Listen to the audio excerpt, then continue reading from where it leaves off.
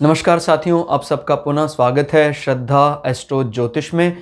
आज हम लोग कवर करने वाले हैं सिंह लग्न के अलग अलग 12 भावों में चंद्रमा का क्या प्रभाव रहता है, किस प्रकार से हमारे मस्तिष्क के या कहें मन के स्वामी हम हमारे अलग अलग भावों में बैठकर हमारे कार्य को अपने लक्ष्य तक पहुंचाने का कार्य करते हैं। किस प्रकार से उसमें क्या क्या अड़चनें आती हैं, क्या क्या वो सुविधा कर सकते हैं, लाभ पहुंचा सकते हैं, वो सारी बातें हम चर्चा करेंगे आज की क्लास में। मेरा नाम है सनत कुमार वाजपेयी। 15 सालों का अनुभव है मुझे साइंस एंड एस्ट्रोलॉजी का। और मेरे बारे में कुछ और जानकारी जानना चाहते हैं तो आपको आसानी से गूगल पे भी आप जाएंगे, आप लिखिए सिंपली सनत वाजपेयी, आपको मेरा प्रोफाइल मिल जाएगा।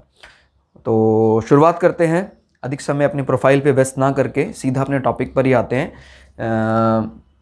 हम शुरुआत करेंगे पहले भाव में। अगर चंद्रमा विराजमान है हमारे सिंह लगन में तो किस प्रकार का जातक होता है, जातक की इंटेंशन, सोच क्या होती है, किस दिशा में रहता है। देखिए, चंद्रमा को मैंने पहले भी बताया दूसरे सभी ग्रहों से अलग देखना होगा, क्योंकि चंद्रमा हमारे मन, जैसे कुछ भी हमारे शरीर में मेरे अंग प्रत्यंग है उसको मैं कैसा समझूं, उसके लिए क्या जिम्मेदार है, मेरा मन जिम्मेदार है।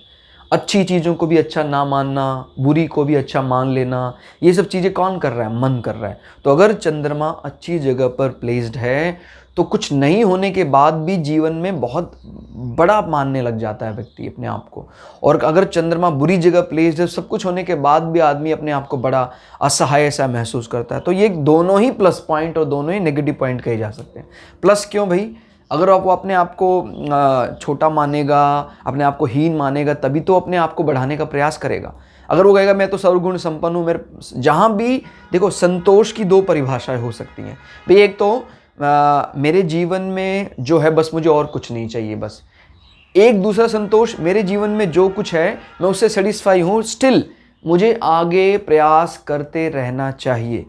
तो ये ध्यान रखिएगा, चंद्रमा आपको वो वाला संतोष भी दिला सकता है और उस संतोष को असंतोष में भी बदल सकता है। तो इसलिए चंद्रमा का अच्छा जगह प्लेस्ड होना बहुत ज़रूरी है।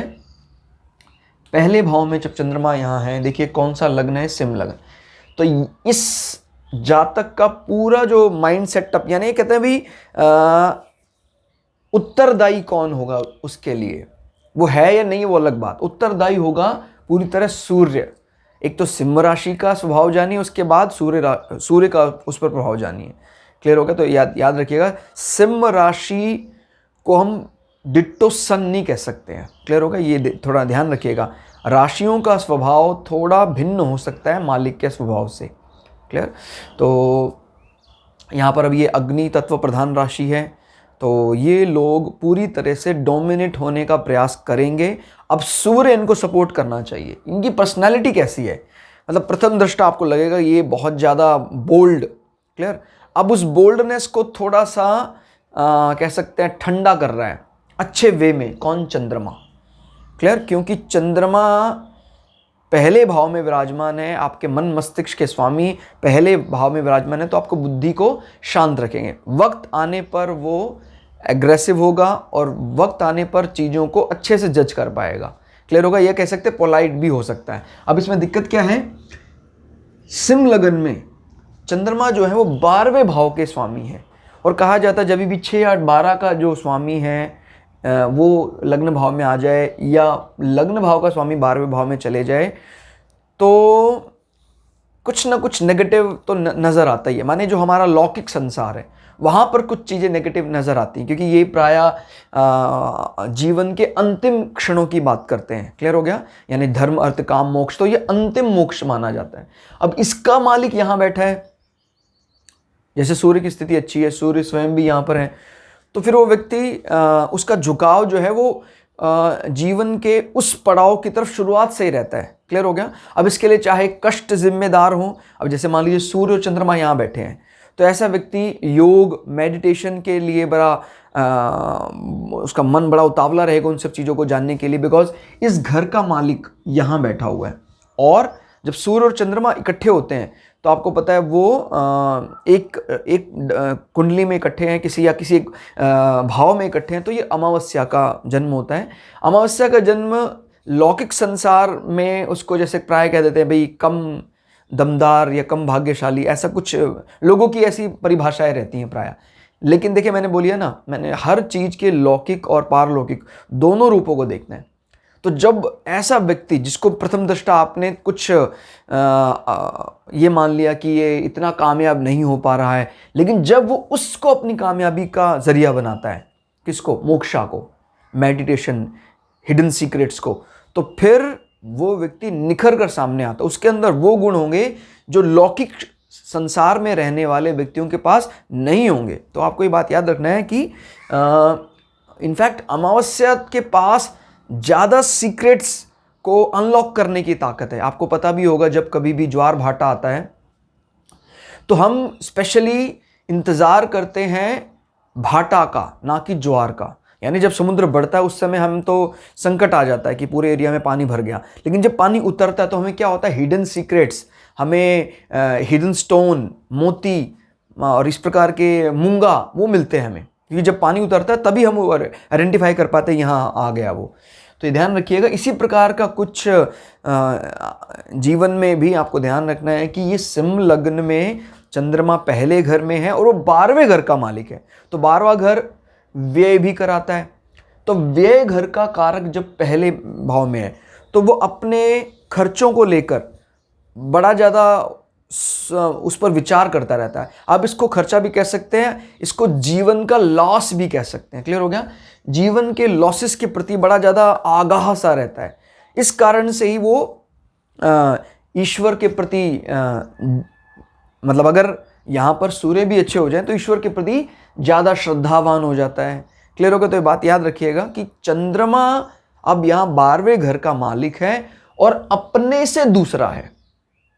अब इसमें हम इसको बुरा इसलिए नहीं कह रहे हैं क्योंकि ये मित्र के यहाँ बैठा हुआ है।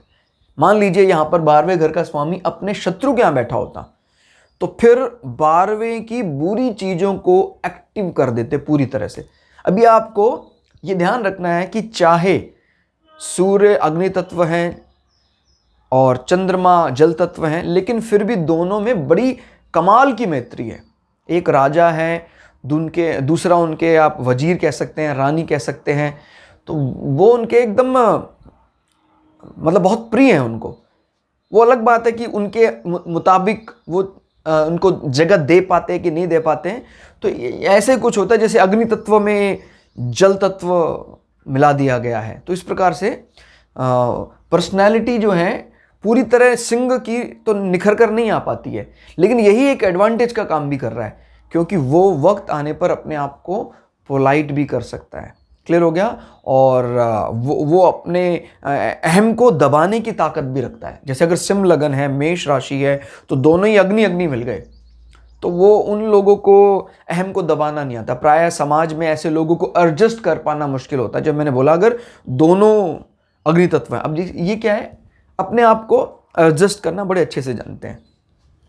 इसमें आपको इस कुंडली के लिए सिर्फ अगर आपको सूर्य को अगर आप साध लो, सूर्य हमारा अच्छा हो जाए, क्योंकि आपको पता लग्नाधिपति बहुत जरूरी है। और यहां पर तो कई चीज दिख रही है। देखिए सिंह लग्न में लग्न का स्वामी भी सूर्य है और जो जैसे मान लीजिए सूर्य स्वग्रह ही है तो जिस घर में वो उच्च के होते हैं उस घर को भी वो कहीं ना कहीं फेवर करते हैं। याद रखिएगा, कोई ग्रह जिस किसी भी घर में हो, अगर वो उस घर में अच्छी स्थिति में और जिस घर को वो अच्छा मानते हैं, क्लियर होगा? तो ये दो बातें, जिस घर को वो अच्छा मानते हैं और जिस घर में वो बैठे हैं, तो ये दो कनेक्ट करके आपको चलने। जैसे सूर्य यहां बैठ जाता है, स्वग्रही हो गया, और वो इस घर में एक्सेल्ड कर जाते हैं, तो वो डायरेक्टली इनडायरेक्टली इस घर को भी मदद करेंगे। क्लियर होगा? तो ये भी थोड़ा सा ध्यान रखना आपको कि सूर्य आपका अगर अच्छा होता है तो ना सिर्फ आपकी पर्सनालिटी, आपके भाग्य में भी बढ़ोतरी होगी। लेकिन एक शर्त है, ये भाग्य 70 से 100 चला जाए उसके लिए मंगल का भी अच्छा होना जरूरी है, क्योंकि इस घर का मालिक कौन है? मंगल। क्लियर होगा? तो ये बात याद रखिएगा, कोई भी प्लैनेट जहां एक्सेल्ड करता है या जहां डेबिलिटेटेड या कहीं नीच का हो जाता है, एक्सेल यानी उच्च का और डेबिलिटेटेड यानी नीच का हो जाता है, तो उस घर के नेचर को भी आपको लिंकअप करके चलना है। अब जैसे नीच भंग राजयोग में इसीलिए ज़्यादा एडवांटेज माना जाता है क्योंकि भाई देखिए, जिस घर में वो बैठा था प्रथम दृष्टा वो नीच का लग रहा था, लेकिन जहां वो दृष्टि डाल रहा था वो उच्च की थी। अगर वो नीच भंग हो गया तो जिस घर में वो बैठा है वो भी अच्छा हो गया, जहां वो दृष्टि डाल रहा है वो भी अच्छा हो गया। तो ये बड़ा एडवांटेज होता है। तो ये इसको बहुत ही माइक्रोस्कोपिक लेवल पर देखने की या जानने की ज़रूरत है। क्लियर? तो अब चंद्रमा यहाँ से नज़र डाल रहे हैं अपने से 7वें स्थान में। 7वां स्थान किसका होता है? हमारे पार्टनर का, पार्टनरशिप डील का। क्लियर होगा? हमारे बॉडी के हिडन सेक्सुअल ऑर्गन का। अब ये कुंभ राशि है। कुंभ राशि के स्वामी कौन है? कुंभ राशि के स्वामी है शनि। हालांकि कुंभ राशि का जो स्वभाव है वो सबसे झगड़ने का प्राय नहीं है। मकर राशि उसके मुकाबले ज़्यादा एग्रेशन शो करता है, ज़्यादा गुस्सैल प्रवृत्ति आप मान सकते हैं। लेकिन कुंभ राशि बेशक से लॉर्डशिप शनि है, लेकिन राशि का अलग अलग स्वभाव है। प्राय कुंभ अपने आप को कहता है भाई ठीक है मेरे उससे नहीं बनती होगी, लेकिन अगर उससे कुछ लाभ मिल रहा है तो उससे बना के रखो बस। तो इस प्रकार की मेंटेलिटी रहती है। और चंद्रमा यहाँ नज़र मार रहे हैं तो आपके वैवाहिक सुख को ये बनाने का ही प्रयास करेंगे। वो अलग बात है कि ये जो व्यक्ति है, ये व्यक्ति यानी इनका पार्टनर, उनके मन में थोड़ा थोड़ा तो एक प्रकार का अनावश्यक भय बना रहता है कि यार ये मुझे पसंद शायद नहीं करता है। क्लियर होगा? तो ये इस प्रकार का, अब जैसे मान ली दोनों आमने सामने वाले, नज़र डालने वाले पसंद करते हैं एक दूसरे को, तो यहाँ पर कुछ मन में अनावश्यकता आने का मतलब ही नहीं है। चंद्रमा इनको शत्रु नहीं मान रहा, यानी जिस जातक की कुंडली है उसके मन में उसके प्रति कोई वैमनस्व नहीं है, लेकिन इनके मन में रहता है। लेकिन मैंने आपको बताया ये वैमनस्व बहुत उच्च स्तर का क्यों नहीं हो पाता है, क्योंकि कुंभ का अपना एक स्वभाव है। कुंभ ने तय कर रखा है, जैसे काल पुरुष की कुंडली में कुंभ जो है वो लाभ स्थान को बताता है, तो कुंभ ने अपने आप को तय कर रखा है यार मैं इस मामले में बहुत ही ज़्यादा एडजस्ट करके चलूँगा कि जीवन में मेरे शत्रु से भी अगर मुझे कहीं लाभ मिल रहा है मैं सदुपयोग करूँ, उसका दुरुपयोग ना करूँ। तो ये एक एडवांटेज दिला देता है। इस कारण से संबंध चलते हैं, अच्छे चलते हैं। क्लियर हो गया? तो ये बात यहाँ देखने वाली रहेगी। इसके अतिरिक्त और यहाँ क्या देखा जा सकता है? देखिए, माँ के लिए कारक चंद्रमा, लेकिन किसी भी कुंडली में माँ का घर, जैसे ये अगर मेरी कुंडली है तो मेरे माँ का घर इसको माना जाएगा। तो ये दो बातें हैं। जैसे मान लीजिए किसी कुंडली में आपने देखा चंद्रमा अच्छी जगह प्लेस्ड है, लेकिन चौथा भाव खराब है, तो क्या है? माँ ठीक है लेकिन उसका इम्पैक्ट आपको कभी नहीं मिला जीवन में, उसका प्रभाव, उसका अच्छा प्रभाव आपको कभी नहीं मिला। तो ये दो बातें ध्यान रखिए। अब जैसे चंद्रमा मित्र के यहाँ बैठा है, आपके मन पर बड़ा अच्छा प्रभाव रहेगा माँ का। अब वो आपको सुख देने में कामयाब हो पाएंगी, मतलब ठीक है आप माँ के बारे में विचार करते रहते हैं, आपको वो सुख देने में कामयाब हो पाएंगी, वो चौथे घर के स्थिति पर निर्भर करता है या चौथे घर के मालिक की स्थिति पर भी निर्भर करता है। अब जैसे मान लीजिए चौथा घर खाली है तो खाली मंगल को देखिए, कहाँ है मंगल? कहता जी मंगल अच्छी स्थिति में है। तो अगर मंगल अच्छी स्थिति में तो माँ का आपको डायरेक्ट सपोर्ट रहेगा, माँ का सुख आप अनुभव कर पाएंगे। सोचने से भी क्या होता है भाई, कहता है मैं मेरा पूरा जीवन भर में माँ के लिए सोचता हूँ, लेकिन चौथा घर खराब है, तो हो सकता है वो माँ उनके बड़े समझदार भी हैं, लेकिन उनकी माँ से किसी कारणवश नहीं बन रही। वो कारण भी आइडेंटिफाई कर सकते हैं, वो भी हम लोग चर्चा करेंगे किस कारण से नहीं बन पा रही है। वो तब हम देखते हैं कि भाई इस घर का मालिक इस घर से कितने नंबर पर प्लेस्ड है। क्लियर हो गया? तो इस प्रकार से हम ये जान जाते हैं कि भाई किस कारण से नहीं बन रही है माँ के साथ। और चंद्रमा की स्थिति अगर बहुत ज़्यादा अच्छी है तो कहेंगे भाई माँ का तो प्रभाव है, लेकिन इसके ऊपर उसका कोई सदप्रभाव जान नहीं पड़ता है। क्लियर? उसने उस अच्छे प्रभाव को नेगेटिवली ट्रीट किया है। तो इस प्रकार से हमने सिंह लगन के पहले भाव में चंद्र के प्रभाव को समझा।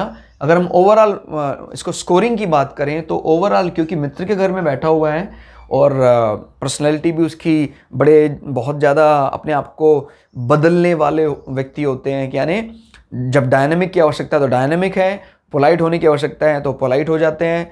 इस प्रकार से काफ़ी अलग अलग इनमें रिदम दिखाई देते हैं। तो हम 100 में से अगर प्रतिशत मार्क करना चाहें तो हम इसको 70% करेक्ट कह सकते हैं। Not so good, but so good नहीं है, बट एक्सेप्टेबल है, एक्सेप्ट किया जा सकता है।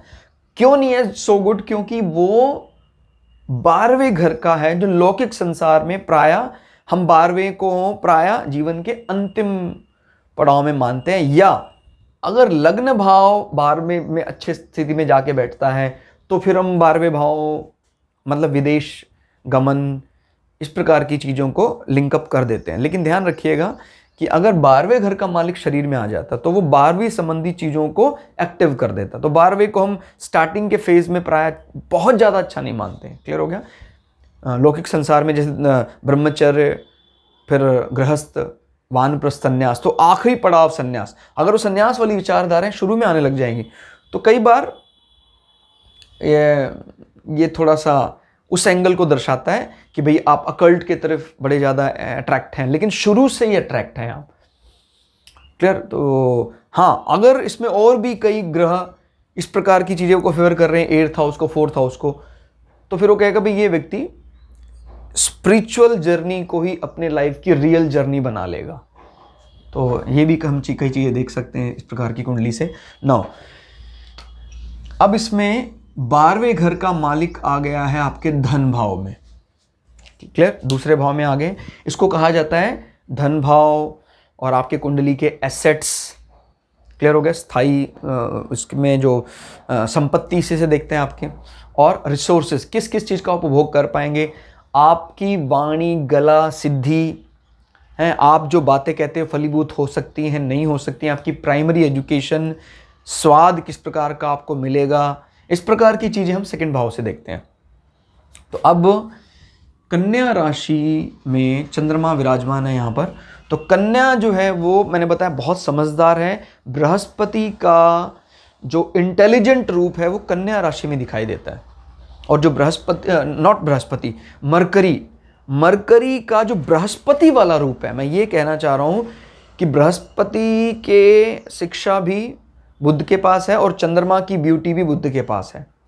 तो जो बृहस्पति का इंटेलिजेंट रूप बुध में है वो कहाँ दिखाई देगा आपको? कन्या में। और जो चंद्रमा का रोमांटिक फेज, वो चंचल रूप आपको दिखाई देता है मिथुन राशि के बुध में। तो ये डिफरेंस आपको करना आना चाहिए कि हम जो बात कर रहे हैं वो है बुध का इंटेलिजेंट रूप, समझदार। तो धन को लेकर बड़े ज़्यादा कैलकुलेटिव रहते हैं, रहना भी चाहिए। और बुध भी वाणी के कारक हैं, बुद्धि के कारक हैं। तो अगर यहाँ पर बुध स्वयं बैठ जाएं या बुध कहीं भी बैठे हैं, वो अच्छे स्वग्रही होकर बैठ जाते हैं, तो फिर इस घर को बढ़ाएंगे। और इस घर को बढ़ाने के लिए बुध जहां वो बैठे हैं वो चीज रिस्पॉन्सिबल होगी आपके धन भाव को और आपकी वाणी को बढ़ाने में। या आपको भोजन, जैसे मान लीजिए बुध इस घर का मालिक है, यहाँ बैठा हुआ है। क्लियर? अब यहाँ पर ये घर किसका है? ये घर है मंगल का। मंगल के घर में बुध है और मंगल का भी वृश्चिक वाला रूप, यानी छुपी हुई जगह पर बुध को रहना। तो बुध तो राजकुमार है, इस प्रकार की चीज़ों में वो अपने आप को हाइड करना पसंद नहीं करते हैं। तो थोड़ा सा कष्ट वाला रूप दिखाई देता है, यानी बुध अपने आप को बड़ा फेवरेबल नहीं मान रहे हैं यहाँ पर, अच्छा नहीं मान रहे हैं यहाँ पर। इस कारण से ये घर इफेक्ट होना शुरू कर देगा। यानी उनके जो संपदा है, पैतृक संपदा, उसमें अवरोध का कारण आपका स्थायी मकान, आपका घर होगा। हो सकता है आप अपने घर में अनावश्यक खर्च करें जिससे आपका जो एसेट्स है वो भी डिस्ट्रॉय हो जाए। तो ये लिंकअप करके चलना है आपको। और अगर बुध जैसे यहाँ चले जाते हैं तो फिर ये बहुत अच्छा हो जाता है। इस कुंडली में, सिम लगन की कुंडली में अगर बुध 11वें भाव में बैठ जाते हैं तो मोर देन इनफ, आपका आय और आपका धन भाव डायरेक्ट कनेक्टेड है। जो आय होती है सीधा धन भाव में डिपॉजिट हो जाती है, और वो भाव एंटरटेनिंग भी रहता है चंद्रमा के प्रभाव से। क्लियर हो गया? तो ध्यान रखना है, चंद्रमा वैसे शत्रु किसी को नहीं मानते हैं, ठीक है? तो वो घर आनंदित रहेगा। ओवरऑल वैसे देखिए जो रिजल्टेंट होता है, रिजल्टेंट तो इस घर के मालिक के पास रिजर्व रहता है। बस किसी किसी घर का माहौल बहुत ख़राब है, लेकिन जिस दिन सैलरी आती है उस दिन पूरा घर खुश हो जाता है। तो वो सैलरी वाली जो बात है, नेट प्रॉफिट वाली बात है, वो इस घर के मालिक के पास है। अब घर में हारमोनी है कि नहीं है, वो यहाँ कौन कौन बैठे हैं वो तय करते हैं। तो दोनों ही चीज़ें ज़रूरी हैं भाई। ऐसा नहीं है कि खाली सैलरी घर पे आय हो रही है लेकिन कुटुंब में बनती नहीं है, तो वो चीज़ भी देखनी ज़रूरी है। तो चंद्रमा यहाँ पर हालांकि हंसी मजाक का माहौल बनाकर रखता है, और कि चंद्रमा इस भाव के वैसे कारक भी माने जाते हैं। चंद्रमा जैसे अगर कालपुरुष की कुंडली में देखें तो यहाँ पर आता है वृष राशि, और वृष में यहाँ पर चंद्रमा एक्सेल्ड कर जाते हैं। क्लियर हो गया? या उच्च के हो जाते हैं। तो यहाँ पर भी वाणी में एक नरमी दिखाई देती है, पोलाइटनेस दिखाई देती है, लेकिन क्योंकि इस भाव में जो मालिक है बुध, उसके अंदर अंदर चंद्रमा से एक मतलब चंद्रमा बुध को शत्रु नहीं मान रहे, लेकिन बुध चंद्रमा को अपना शत्रु मान रहे हैं। तो इसी प्रकार का, यानी आप बोलते हैं बड़ा अच्छा बोलते हैं, लेकिन आपके कुटुंबियों को आपका ये वाणी का जो कह सकते हैं चंचल रूप है, आपकी हंसी मजाक है, वो अंदर अंदर इस चीज़ को अवॉइड करते हैं, पता नहीं क्यों। क्लियर हो गया? लेकिन आप इस चीज़ को, आपके मन में ऐसा कुछ नहीं रहता। याद रखिए, ये जो पर्सनैलिटी है ये सिम लगन है और कन्या राशि है। तो सिम लगन क्या तय करेंगे कि भाई आपका इंटरनल स्ट्रक्चर वैसा रहता है प्रायः कि भाई आप अनुशासित रहना चाहते हैं, और कन्या राशि ये तय करती है कि भाई आपका आउटर जो फेज है वो कैसा दिखता है संसार में। वो बहुत समझदार प्रतीत होता है, राजाओं से, बड़े लोगों से मिलाकर चलने वाले होते हैं। लेकिन जब आप वाणी उपयोग करते हैं तो आप उसमें एक कह सकते हैं कुटुंबियों के साथ जब बैठते हैं तो कई बार ज़रूरत से ज़्यादा आपके चंद्रमा वाले गुण दिखाई देने लग जाते हैं, जो बुध को इतने पसंद नहीं है। बस वो वाली चीज़ थोड़ा कुटुंब को लेकर थोड़ा वो आ रही है। लेकिन बैंक बैलेंस में आप सिक्योर ही रहेंगे, बिकॉज रिजल्ट बुध के पास है, और बुध की अगर स्थिति अच्छी है तो थोड़ा बहुत अगर आप इधर उधर दिखाते भी हैं चंचल मन आपके एसेट्स को लेकर, तभी भी बुध जो एक बहुत अच्छे प्लानर हैं वो चीज़ों को मेंटेन रखेंगे। बहुत दक्ष हैं बुध इस चीज़ में। और अब यहाँ से वो नज़र डाल रहे हैं 8वें भाव में। 8वां भाव किसका है? 8वां भाव के आयु का है। 8वां भाव आपके सीक्रेट जो आप संसार से छुपाना चाहते हैं वो बताता है, ससुराल पक्ष को बताता है। तो ये चंद्र यहाँ देख रहे हैं, और ये एक जल तत्व राशि है। तो इस जातक का जो ससुराल पक्ष है वो इंटेलिजेंट भी होगा और कूल, मतलब जल तत्व प्रधान राशि वाली चीज़ यहाँ दिखाई देती है। क्लियर हो गया? यानी बृहस्पति का रोमांटिक फेज मीन राशि में दिखाई देता है, और अब इसमें चंद्रमा की नज़र है तो वो माहौल को, ससुराल पक्ष और ज़्यादा खुशनुमा बना देता है चंद्रमा। तो ध्यान रखिएगा, चंद्रमा किसी राशि का वर्ण भी आप देखिए, इस राशि का वर्ण ब्राह्मण है, चंद्रमा का वर्ण जो है वो वैश्य है।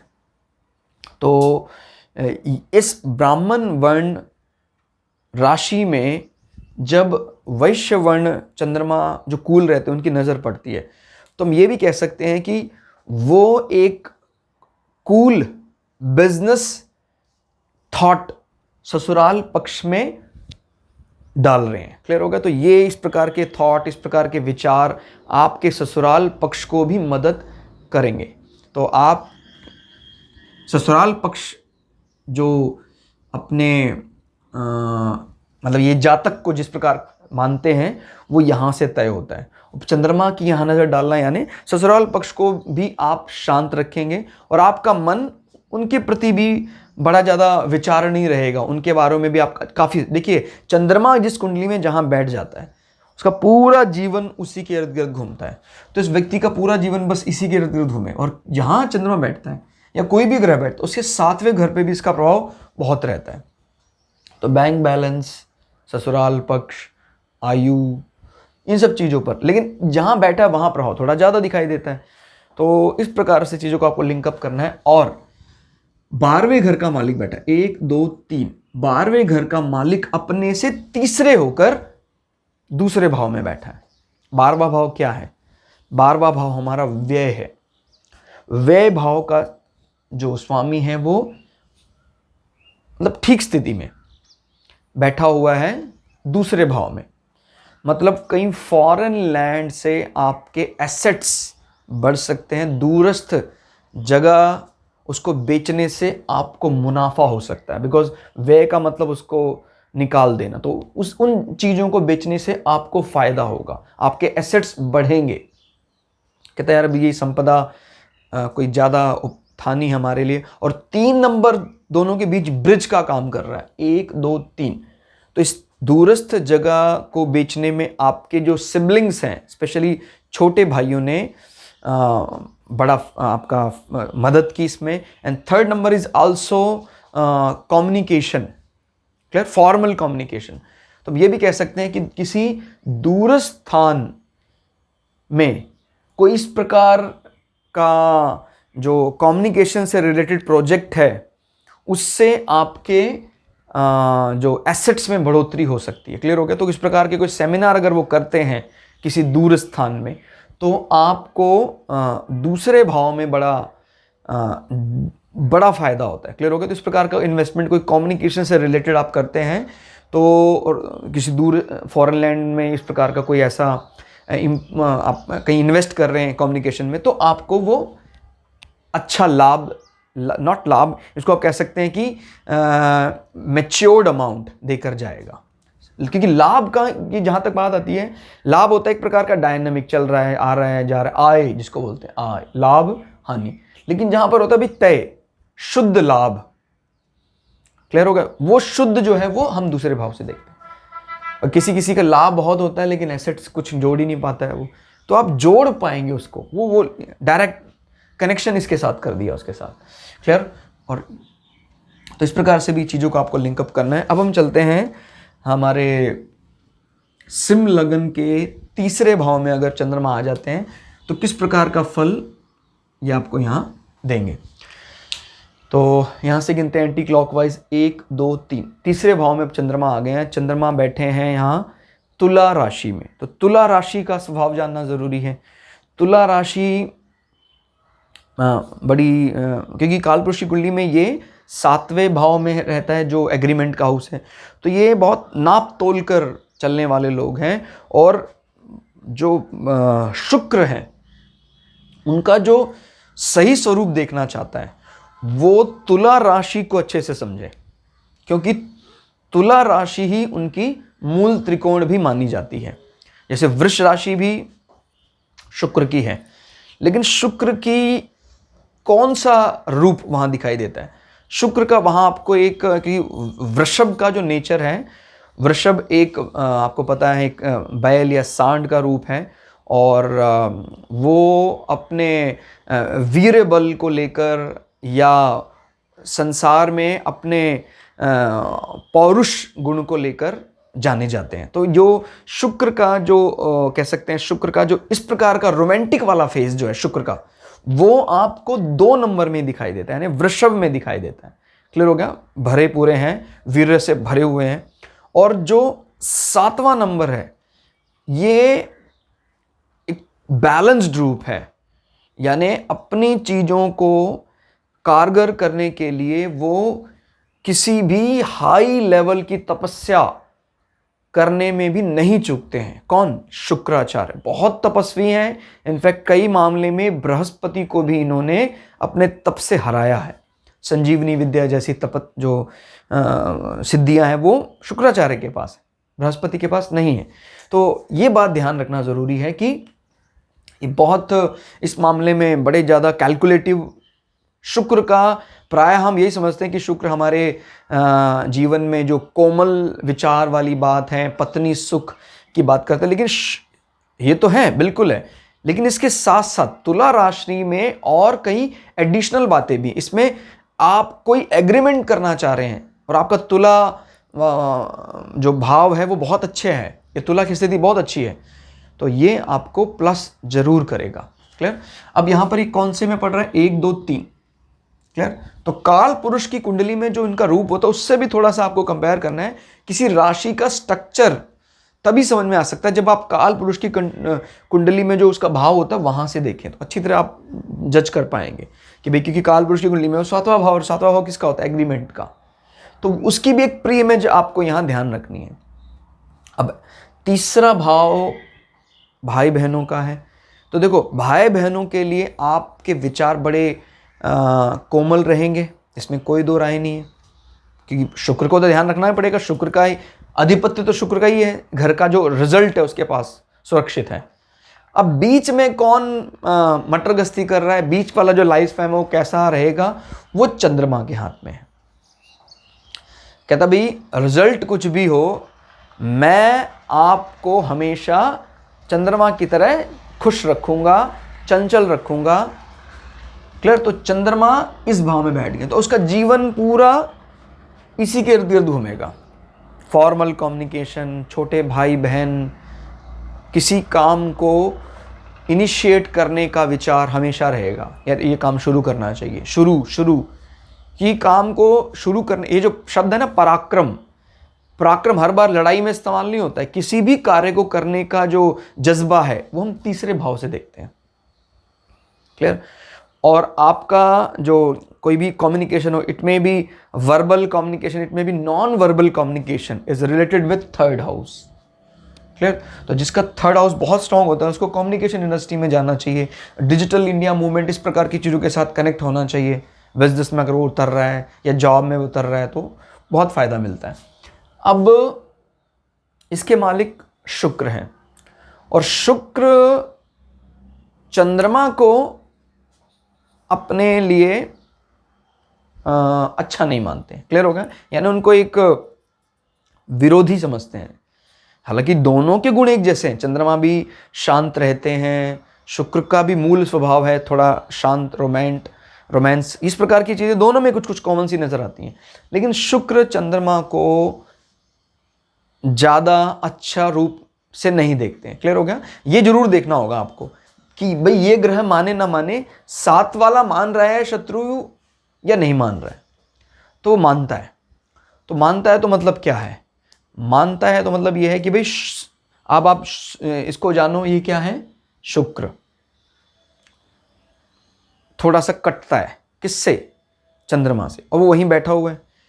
तो जो भी कम्युनिकेशन से संबंधित कटाक्ष हैं कहीं अलग अलग, हालांकि वो चीज चंद्रमा वहीं है तो आप इन चीजों को बढ़ाएंगे, लेकिन कौन कट रहा है, शुक्र कारक होता है आपके सेक्सुअल पार्टनर का, आपके पत्नी का, आपके पति का, इस प्रकार से शुक्र संबंधी चीजें, और चंद्रमा कारक होता है आपके माता का। तो हो सकता है वाणी के प्रयोग के कारण उन दोनों में कहीं हल्की हल्की अनबन रहती है, लेकिन कौन इस चीज को बॉदर नहीं करता है, ध्यान नहीं देता है, चंद्रमा यानी योर मदर। क्या करना है, मैं तो उनको शत्रु मानता ही नहीं हूं, शुक्र शत्रु मानता है, तो फिर वो आप समझ रहे होंगे, फिर शुक्र यानी आपका पार्टनर, उनके मन में इस प्रकार के विचार चल सकते हैं, लेकिन ये चीज कंडीशन अप्लाई के ऊपर है। अगर कहीं शुक्र चंद्रमा के घर में बैठ जाते हैं, क्लियर हो गया, तो फिर चीजें अपने आप सेट हो जाती है, क्योंकि इसमें परिवर्तन योग की बात करते हैं। अगर परिवर्तन हो जाता है तो देखो दोनों शत्रु मानते हैं, फिर भी वो उस घर को बिगाड़ना नहीं चाहेगा, वो उस घर को बिगाड़ना नहीं चाहेगा, यानी एक प्रकार का कहता भाई ठीक है, बेशक से कुछ चीजें पसंद ना हो, लेकिन मैं आपका बुरा नहीं करूंगा, ना वो उसका बुरा करेगा। क्लियर। तो ये फिर कुछ शर्तियाँ हैं, मतलब ये जो मैंने आपको बोला है कि मन मन में ऐसा रहता है, शुक्र और चंद्रमा के लिए ऐसा करता है। लेकिन अगर परिवर्तन राजयोग हो जाए या किसी शुभ ग्रह की शुक्र पर अच्छी दृष्टि, जैसे बृहस्पति की अच्छी दृष्टि पड़ जाए, तो ये बहुत बेनिफिशियल हो जाएगा।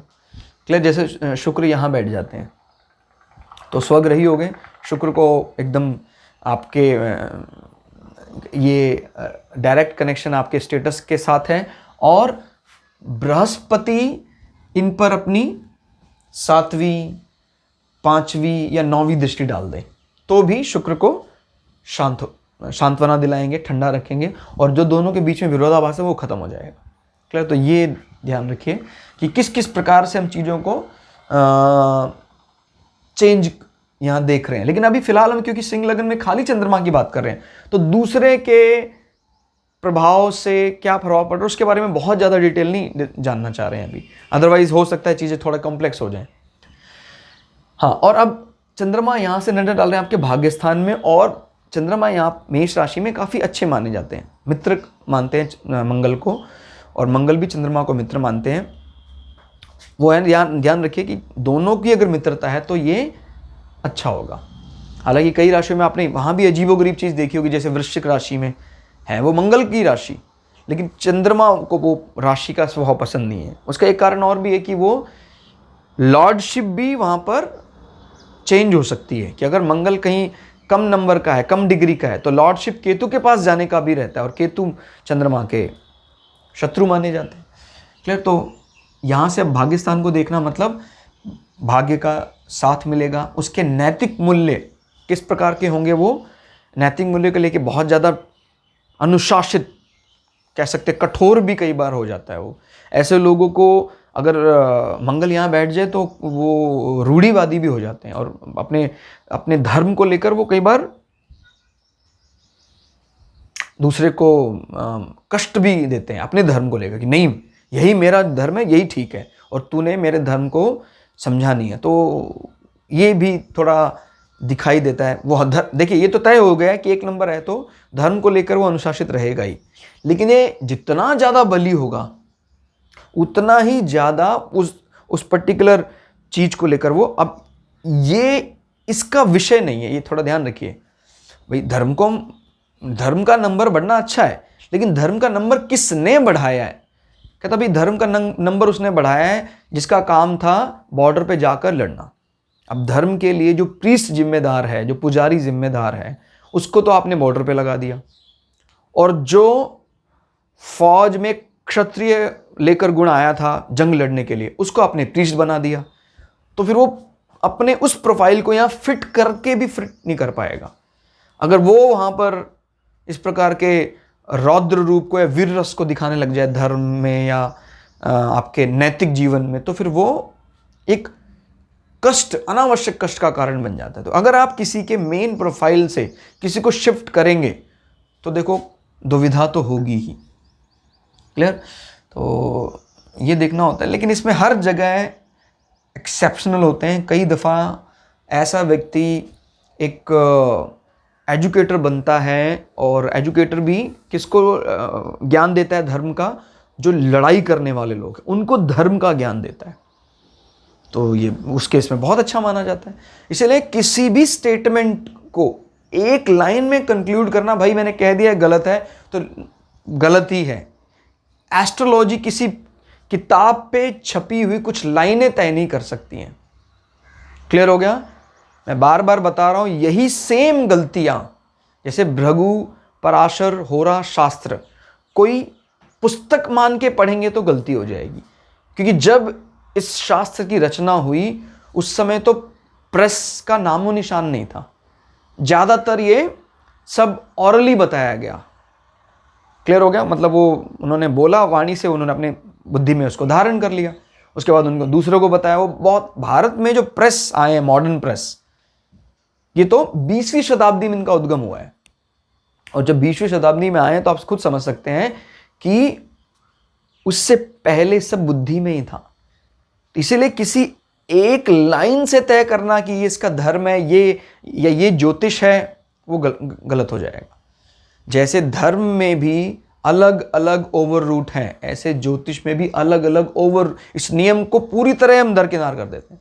कहता है ये पाप ग्रह है, कहता शनि पाप ग्रह है, डिक्लेयर कर दिया, हर जगह प्रिंट करवा दो, आपकी प्रेडिक्शन गलत हो जाएंगी।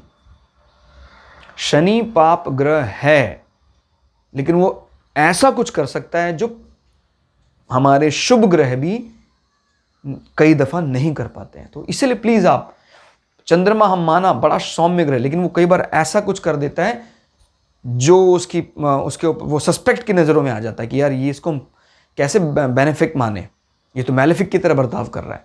तो इसीलिए ध्यान रखना है कि ज्योतिष में किसी एक चैप्टर में कई बातें अगले चैप्टर में बदल भी रही हैं। तो चंद्रमा यहां से नजर मार रहे हैं इस भाव में, तो धर्म को लेके अग्रेसिव रहेगा, लेकिन चंद्रमा इन चीज़ों को शांत रखने का प्रयास करेंगे। और पिता ऐसे व्यक्ति के बड़े डायनामिक होते हैं, अनुशासित होते हैं।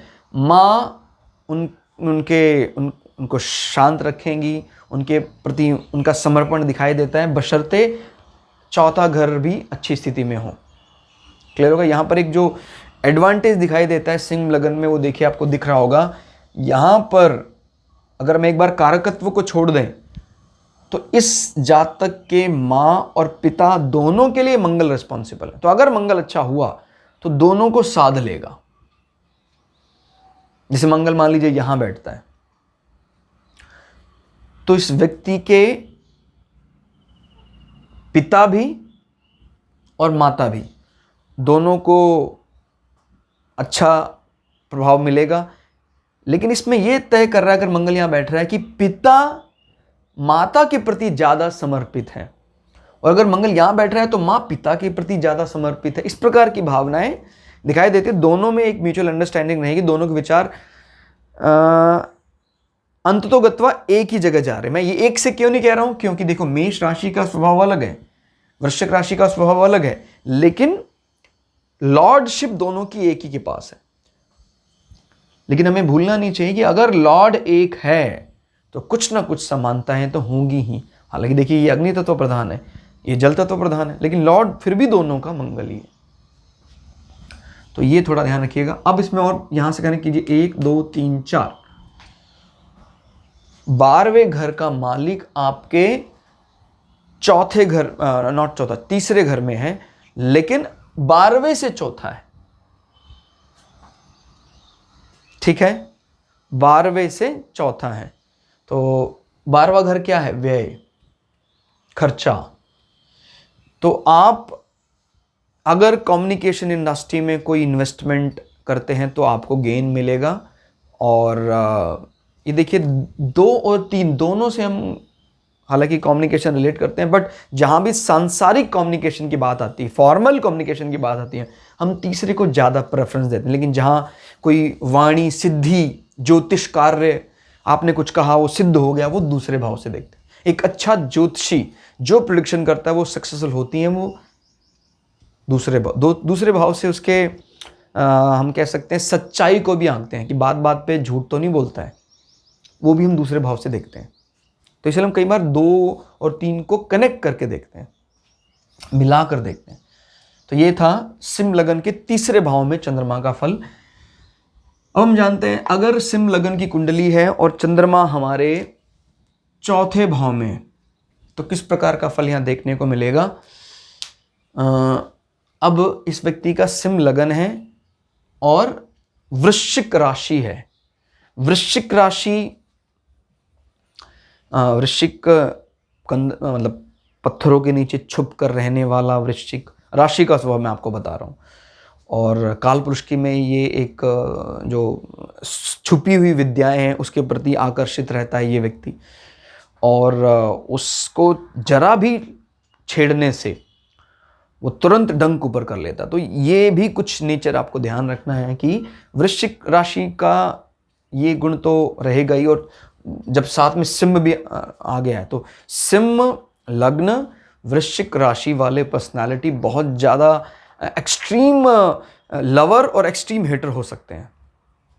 देखो इसका गुस्सा है एक किंग टाइप का, और इसका गुस्सा है एक एक मतलब दुबला पतला, बिकॉज इसकी जो वर्ण है वो ब्राह्मण है, तो दुबला पतला क्रोध में भरा हुआ एक ब्राह्मण। तो इस बात को समझिए जरा कि जब ब्राह्मण अपने गुस्से पर आता है और एकदम दुबला पतला, एकदम क्रोध से आंखें लाल है, लाइक दुर्वासा वाला, तो वो कितना खतरनाक हो सकता है। तो ये आप समझ सकते हैं कि क्षत्रिय एंड ब्राह्मण का ये मिला जुला रूप है, और ये आपको इनको आपको लिंकअप करके चलना पड़ेगा, तब आप सही रूप जान पाएंगे कि भाई इस राशि का मालिक मंगल है, लेकिन मंगल ने किसकी लॉर्डशिप स्वीकार की है? एक ऐसी राशि की जिसका तत्व भी जल है और जिसका वर्ण भी ब्राह्मण है। क्लियर हो गया? लेकिन मंगल लॉर्डशिप स्वीकार करने का कारण यही था कि रिजल्टेंट गोज टू एग्रेशन। जैसे मेष भी बहुत एग्रेसिव है, बहुत हमलावर है, लेकिन इसका एग्रेशन अलग टाइप का है। जैसे इसका एग्रेशन एक क्षत्रिय जंग के मैदान में पहाड़ों के ऊपर एक मेष जो तुरंत अपनी सींगें सामने कर देता है, और इसका एग्रेशन अलग टाइप का है। बिच्छू दुबला पतला छरहता और लाइक ब्राह्मण बहुत क्रोधित है, आंखें लाल हो गई हैं उसकी। तो इस चीज को आप जब तक इन राशियों के स्ट्रक्चर को नहीं जानेंगे तब तक आप प्रिडिक्शन कर ही नहीं पाएंगे। क्लियर हो गया? अब चंद्रमा यहाँ अपने आप को बड़े ज़्यादा अनसिक्योर से फील करते हैं, मतलब उनको कम पसंद है। कुछ कंडीशन है कि भाई देखो, अगर इस राशि की लॉर्डशिप डायरेक्ट मंगल के पास आ रही है तो फिर भी एक्सेप्टेबल है, लेकिन अगर इसकी लॉर्डशिप कहीं केतु के पास चलेगी, अगर मंगल बहुत कमज़ोर है, तब तो इस घर के सारे पॉजिटिव रिजल्ट को वो कमज़ोर कर सकते हैं। जैसे सुख नहीं मिलेगा, माँ का उसके जीवन में कोई पॉजिटिव रोल नहीं दिखाई देगा, वाहन का सुख बहुत ही कष्टों के बाद अगर मिलेगा भी तो वाहन से कष्ट ज़्यादा होगा, सुख कम होगा। अपना घर बनाने में बड़ी बाधाएं आती हैं। तो ऐसे जातकों को जब इस प्रकार की कोई स्थिति बनती है, अपने रियल एस्टेट या घर से संबंधित चीज़ों को अपने पार्टनर के साथ करना चाहिए, उसके नाम पे करना चाहिए। तो देखो मैंने बोला ना, एक चीज़ कहीं प्लस है दूसरे कहीं माइनस है, तो भाई ठीक है, हमने मान लिया ये नेगेटिव है, लेकिन ऐसे व्यक्ति का स्टेटस वो मेंटेन करके रखता है, क्योंकि चंद्रमा जो नज़र डाल रहे हैं वो अपने से साथ, वो एक शुभ या कहें उच्च दृष्टि डाल रहे हैं। तो स्टेटस में तो भाई उसका जॉब प्रोफाइल देखने वाला होगा। हाँ, लेकिन घर में वो अपने आप को, अपने घर में, अपनी बिल्डिंग में वो अपने आप को बड़ा अजीब महसूस करते हैं, खासकर अगर वो घर उनका खुद का है। तो बेटर होता है कि ऐसे घर के कागजात वो अपने नाम पे ना कराएं, अपने प्रिय सहोदर जो भी हैं उनके नाम पे वो कराएं। क्लियर हो गया? तो यही अपने आप में एक रेमेडी का काम करेगा। कहता क्या घर आप ले नहीं सकते? कहता बिल्कुल ले सकते। कहता लेकिन आप अपने नाम से मत लीजिए। क्लियर? और चंद्रमा 12वें घर का कारक भी है, 1 2 3 4 5। अब यहां पर क्या ध्यान रखना है? Moksha is connected with moksha. Clear? जैसे मैंने बोला, लौकिक संसार में प्राय इस वर्ड से लोग कई बहुत इसका रिगार्ड करते हैं, कई से भयभीत भी हो जाते हैं। तो मैंने बोला, हम श्रद्धा एस्ट्रो ज्योतिष में कोई भय फैलाने तो आए नहीं है, सीधी बात करने आए। लेकिन अब सामने वाले की बुद्धि ऐसे अपनी करी तो क्या करें? हम सबका फाइनल डेस्टिनेशन वही है। लेकिन हम जब संसार में आते हैं तो हमें लगता है नहीं यार, पहले थोड़ा संसार को जाने, उसका उपभोग करें, तो उसके बाद हम मोक्षा की बात करें। लेकिन ऐसे जीवन में जब इस प्रकार का चार्ट दिखाई देता है, जन्म ऐसा दिखाई देता है, तो क्या करें? 12वां भाव का मालिक, यानी सीक्रेट विद्याएं जो हैं, हमारे बारे में कोई सीक्रेट चीजें हैं, वो चीजें, because this is also moksha, धर्म अर्थ काम मोक्ष, चौथा 4 8 12 भी मोक्ष को बताता है। तो जब दोनों मोक्ष कनेक्टेड हो रहे हैं तो ये बताता है आप अपने घर को लेकर ही जो आपको कुछ कष्ट मिले हैं या सुख नहीं मिला, इस कारण आपका मन अकल्ट की तरफ जाता है। आप अपने बारे में, अपने सीक्रेट्स को जानना चाहते हैं, यार मैं क्यों आया हूँ यहाँ पर। और आपको इस प्रकार की व्यवधान जो जीवन में आते हैं, इससे आप उससे कनेक्ट होने का प्रयास करते हैं। और कनेक्ट होने के लिए ब्रिज का काम कर रहे हैं 1 2 3 4 5। 5 is what, your education, your children, वो भी एक ब्रिज का काम कर रहे हैं। तो हो सकता है आपको संतान साइड से भी मोक्ष की तरफ एक पुश मिले, और वो पुश पॉजिटिव और नेगेटिव दोनों दिशा से हो सकता है। जैसे अगर मान लीजिए इस घर का मालिक भी गलत हो गया, बृहस्पति की स्थिति भी खराब हो गई, तो फिर आपके बच्चों के कारण आपको कष्ट होगा, और तब आपका इच्छा मन जो है, मन ईश्वर की तरफ या मोक्ष की तरफ लगेगा।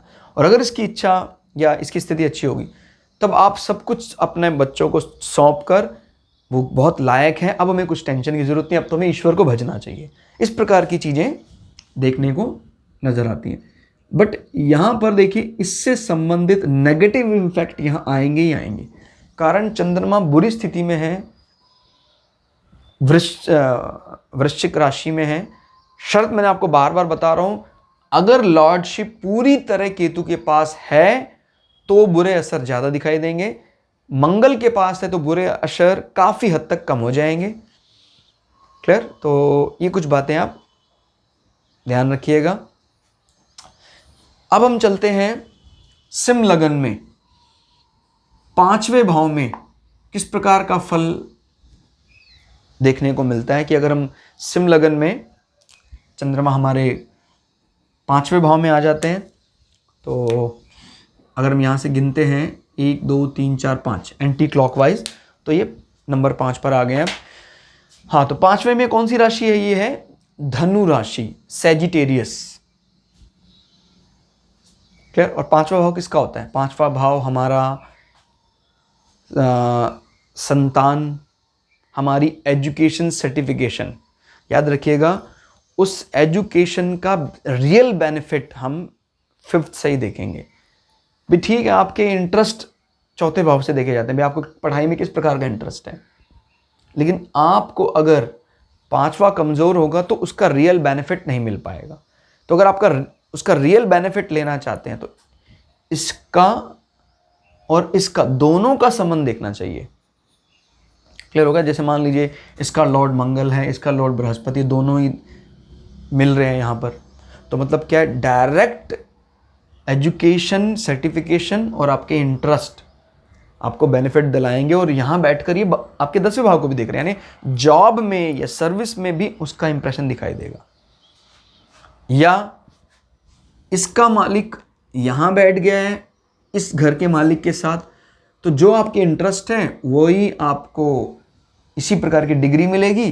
और ये दोनों यहाँ बैठकर आपके आय भाव को देख रहे हैं, तो आपको आय भी होगी डायरेक्ट। आज के समय में लोग प्राय 11वें भाव की ज़्यादा बात करते हैं, 10वें की कम करते हैं। कहता ठीक है सर, जॉब तो चलो ठीक है, आप ये बताइए उस जॉब से या उस टाइम पे हमें फ़ायदा होगा कि नहीं होगा, आय होगी कि नहीं होगी, वो 11th हाउस होता है। इसलिए हम स्वयं भी, अब ज्योतिषी भी यही करने लगे हैं कि वो 10वें की बजाय सीधा 11वें भाव को देखने लग जाते हैं। कहता सर ये बताओ, पैसा आना बंद हो गया, कब आएगा? तो कई तो ये देखते हैं भाई जॉब उसको मिलेगी, भाई जैसे क्या जॉब दिखाई दे रही है उसको टाइम पे। अब लेकिन जॉब भी ऐसी मिली है जो जिससे वो सेटिस्फाई नहीं है। अब जॉब तो हम हमेशा उपलब्ध है, लेकिन जो उसके मन मुताबिक जॉब है वो कब है? जब this and this both are good. Clear? तो ये बात ध्यान रखिएगा कि अगर इसको और इसको दोनों सपोर्ट करने वाले हैं, आप ये भी कह सकते हैं समटाइम ये कमज़ोर है, कहता जॉब तो ऐसी मिली बट मैं बहुत ज़्यादा खुश हूँ आय को लेकर, लॉटरी लग गई, ये पैसे वहाँ से आ गए, वहाँ मेरा बहुत बड़ा गेन हो गया। तो जनरली क्या आदमी आजकल के समय में अपने आप को ज़्यादा सिक्योर मान रहा है 11वें भाव को लेकर। तो आपको भी 11वें भाव संबंधित चीज़ों को पहले दायरे में रखना है। कहता चलो ठीक है, बिकॉज 11वां भाव is also what, wish completion, आपकी इच्छा पूर्ति। अब चंद्रमा यहाँ बैठे हुए हैं, बृहस्पति के घर में बैठे हैं। चंद्रमा बड़े अच्छे मित्र हैं इनके। बृहस्पति का कौन सा रूप है? ये क्षत्रियों वाला रूप, धनु राशि। गलत को गलत, सही को सही कहना, और अगर धर्म से कोई डिगता है तो बृहस्पति उसको मृत्यु दंड तक देने में नहीं चूकते हैं। ये धनु राशि का स्वभाव है। तो अब एजुकेशन को लेकर भी ये उतने ही ज़्यादा मतलब एजुकेशन के लिए बहुत अच्छा माना जाएगा ये, कि ऐसे व्यक्ति पढ़ने पढ़ाने में आते हैं तो बहुत नियम पर चलने वाले हैं एकदम, मतलब वो अथॉरिटी भी है उसके हाथ में, क्योंकि वो क्षत्रिय वाला जो काम है वो भी है, और बहुत मेहनती है, क्योंकि धनु को मेहनत करना बहुत पसंद है। बृहस्पति उसकी लॉर्डशिप है।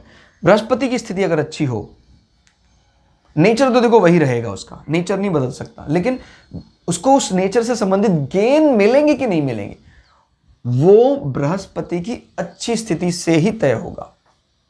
दो अलग अलग बातें हैं।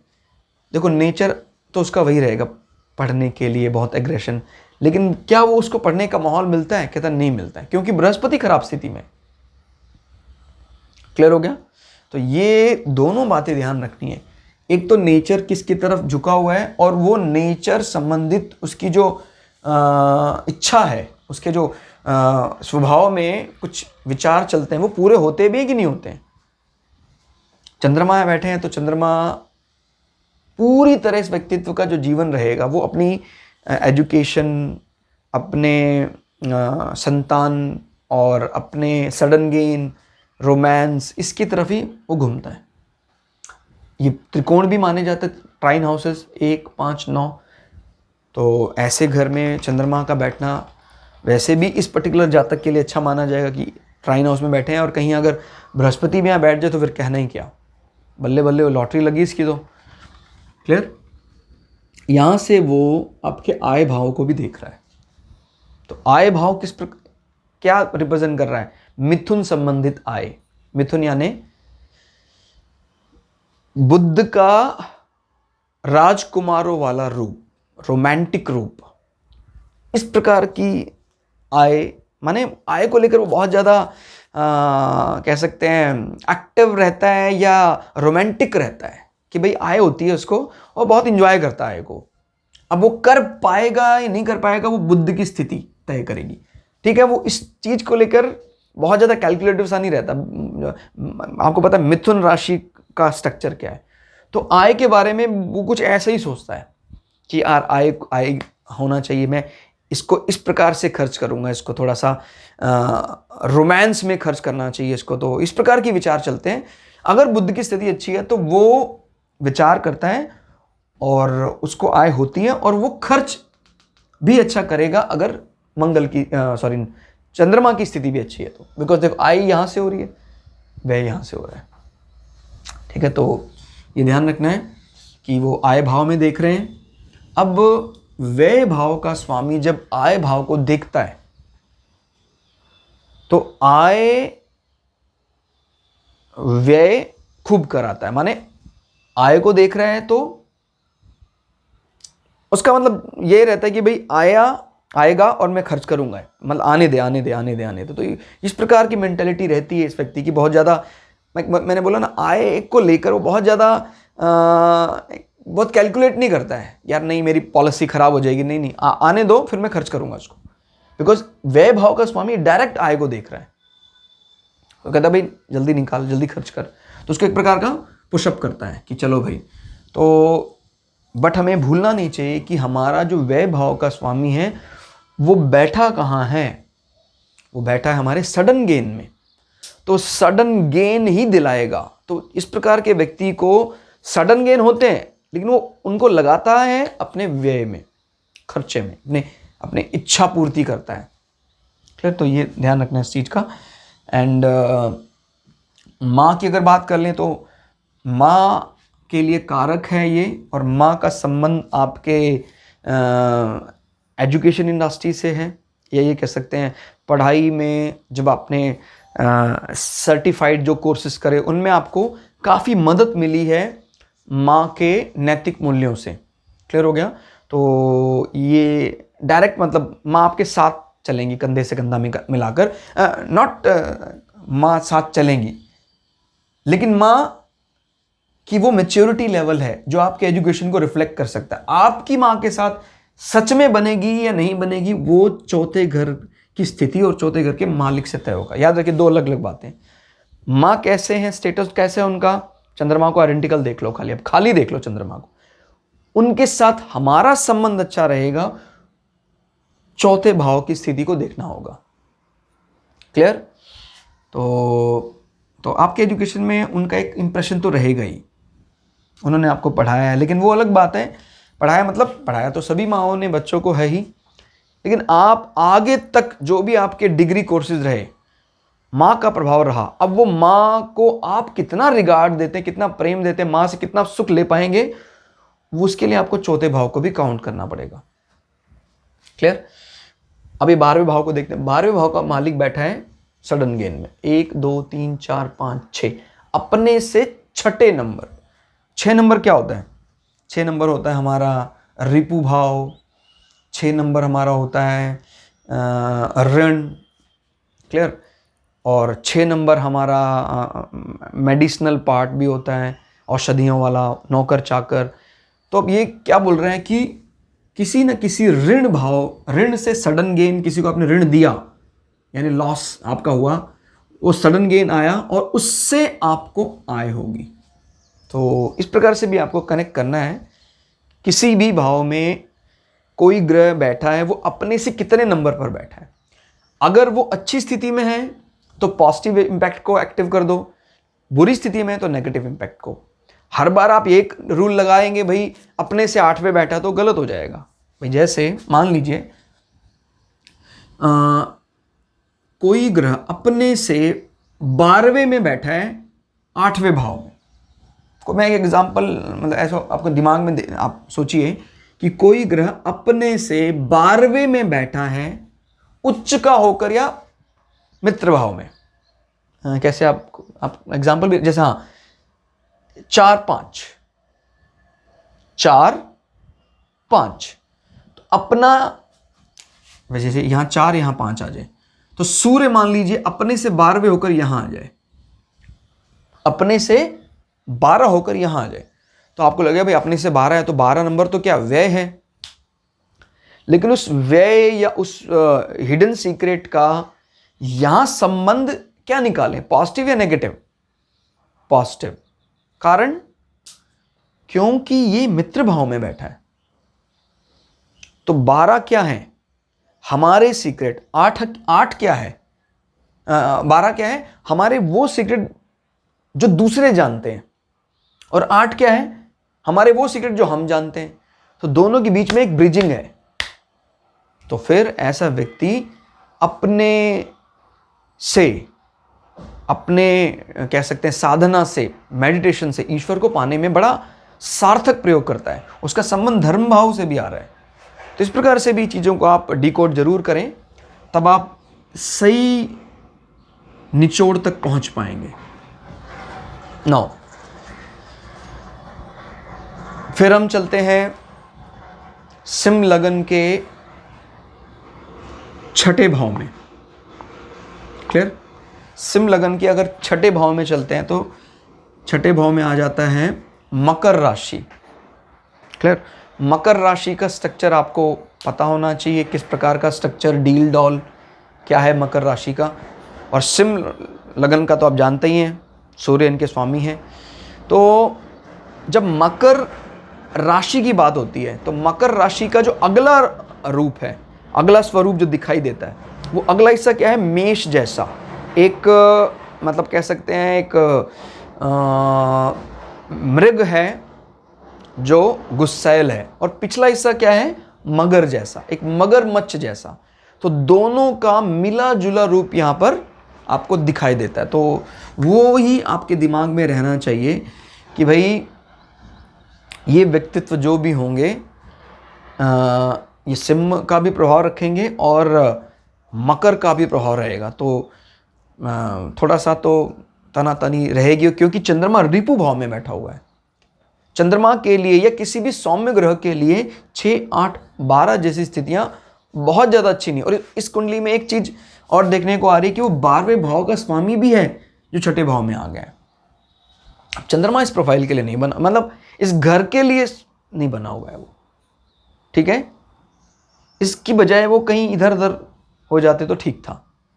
अब चंद्रमा का यहाँ मतलब ये कि आपका जीवन जिंदगी भर आपके ऋणों को लेकर, आपके शत्रुओं को लेकर, आपके काम के कंप्लीशन को लेकर ही विचार करते रहेंगे। अब चंद्रमा मान लीजिए यहाँ बैठ जाए तो कहीं और नहीं, सिर्फ अपने ऊपर ध्यान,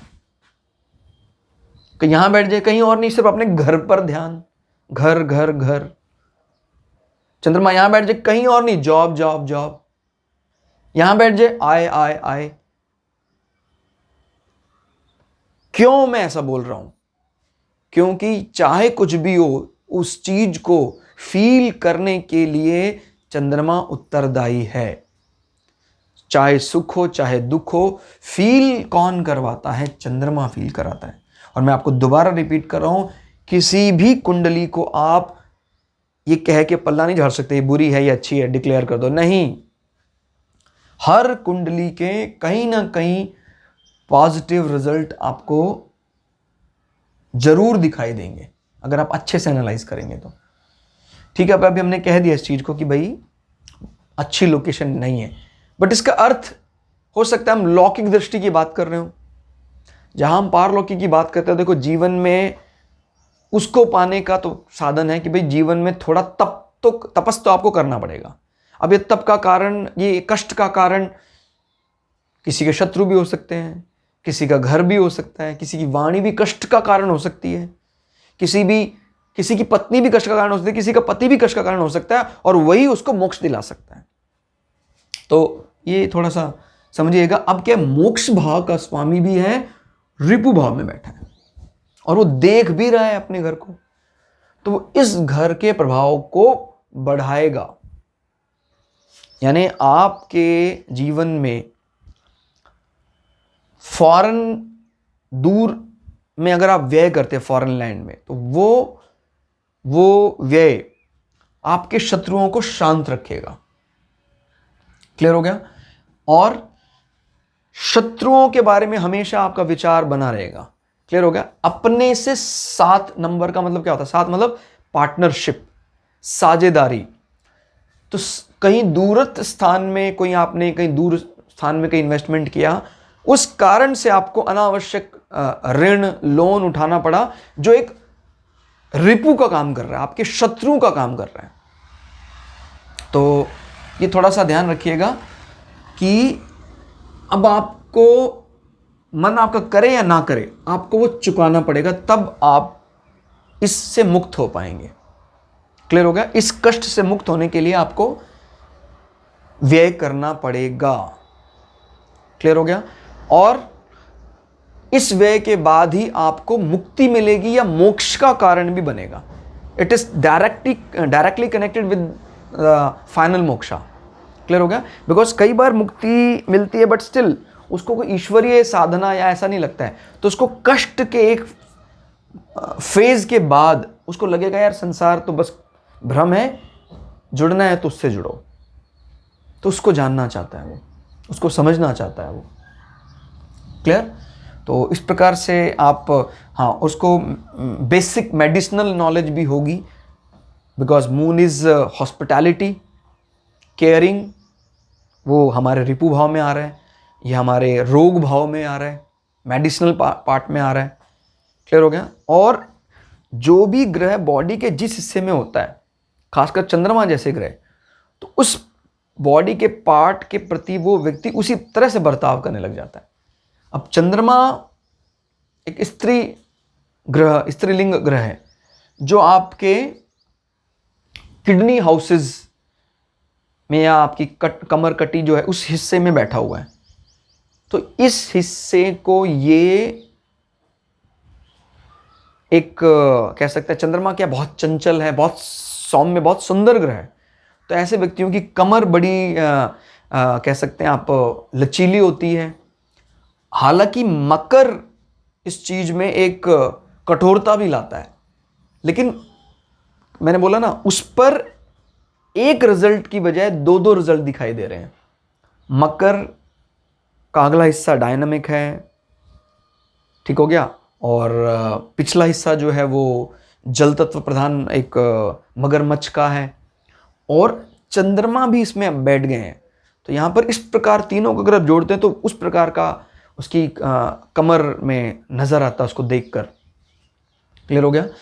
और क्योंकि शनि का अपना लिंग भी एक स्त्री लिंग है, क्लियर, तो कमर अच्छे मतलब अच्छा लुक कमर का दिखाई देता है, इस प्रकार की बातें भी आप आइडेंटिफाई कर सकते हैं। और किडनी को भी आप यहां से देख सकते हैं। अब देखिए किडनी जो है, किडनी में का काम होता है जल की शुद्धि करना, माने आपकी खून रक्त की शुद्धि करना, और चंद्रमा रक्त के लिए भी कारक है, ठीक है। और राशि किसकी पड़ रही है? शनि की। शनि जो है उनकी अंदरूनी कटते हैं चंद्रमा से।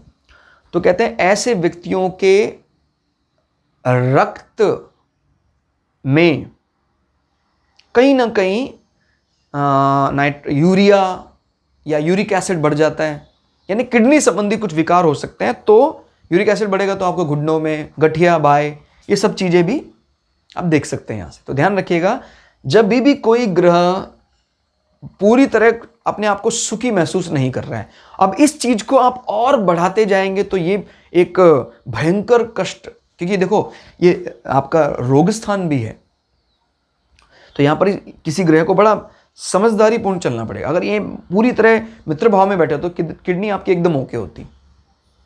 तो ये सब चीजें कनेक्ट करनी है आपको कि जल तत्व संबंधित चीजें हैं, और चंद्रमा की लॉर्डशिप भी ब्लड के ऊपर है, तो किडनी की जो प्रोसेस, ब्लड को प्रोसेस करने की टेंडेंसी है वो थोड़ी कमज़ोर हो सकती है। यूरिया, यूरिक एसिड या अमोनिया बढ़ सकता है। क्लियर? अब इसमें हम चलते हैं, चंद्रमा अगर सिंह लगन में 7वें भाव में आ जाते हैं तो किस प्रकार का जीवन होगा, क्या फायदा क्या नुकसान। तो देखिए अपने से ये इनका घर है चंद्रमा का, तो अपने से चले गए हैं कहां? अपने से चले गए हैं 8वें स्थान पे, ठीक है। यहां से 1 2 3 4 5 8, 8वें स्थान में है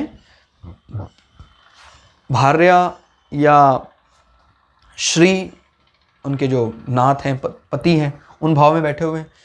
तो अब चंद्रमा ये तय करेगा कि आपका जो इस जातक का जो पार्टनर है वो अपने विचारों को लेकर शांत रहेगा, ठंडा रहेगा, बनाकर रखेगा बैलेंस। मैं बार बार बता रहा हूं, 10 और 11 दोनों की लॉर्डशिप शनि के पास है, लेकिन कुंभ राशि मकर के मुकाबले ज्यादा कूल मानी जाती, ज्यादा शांत मानी जाती, ज्यादा सौम्य मानी जाती है। क्लियर?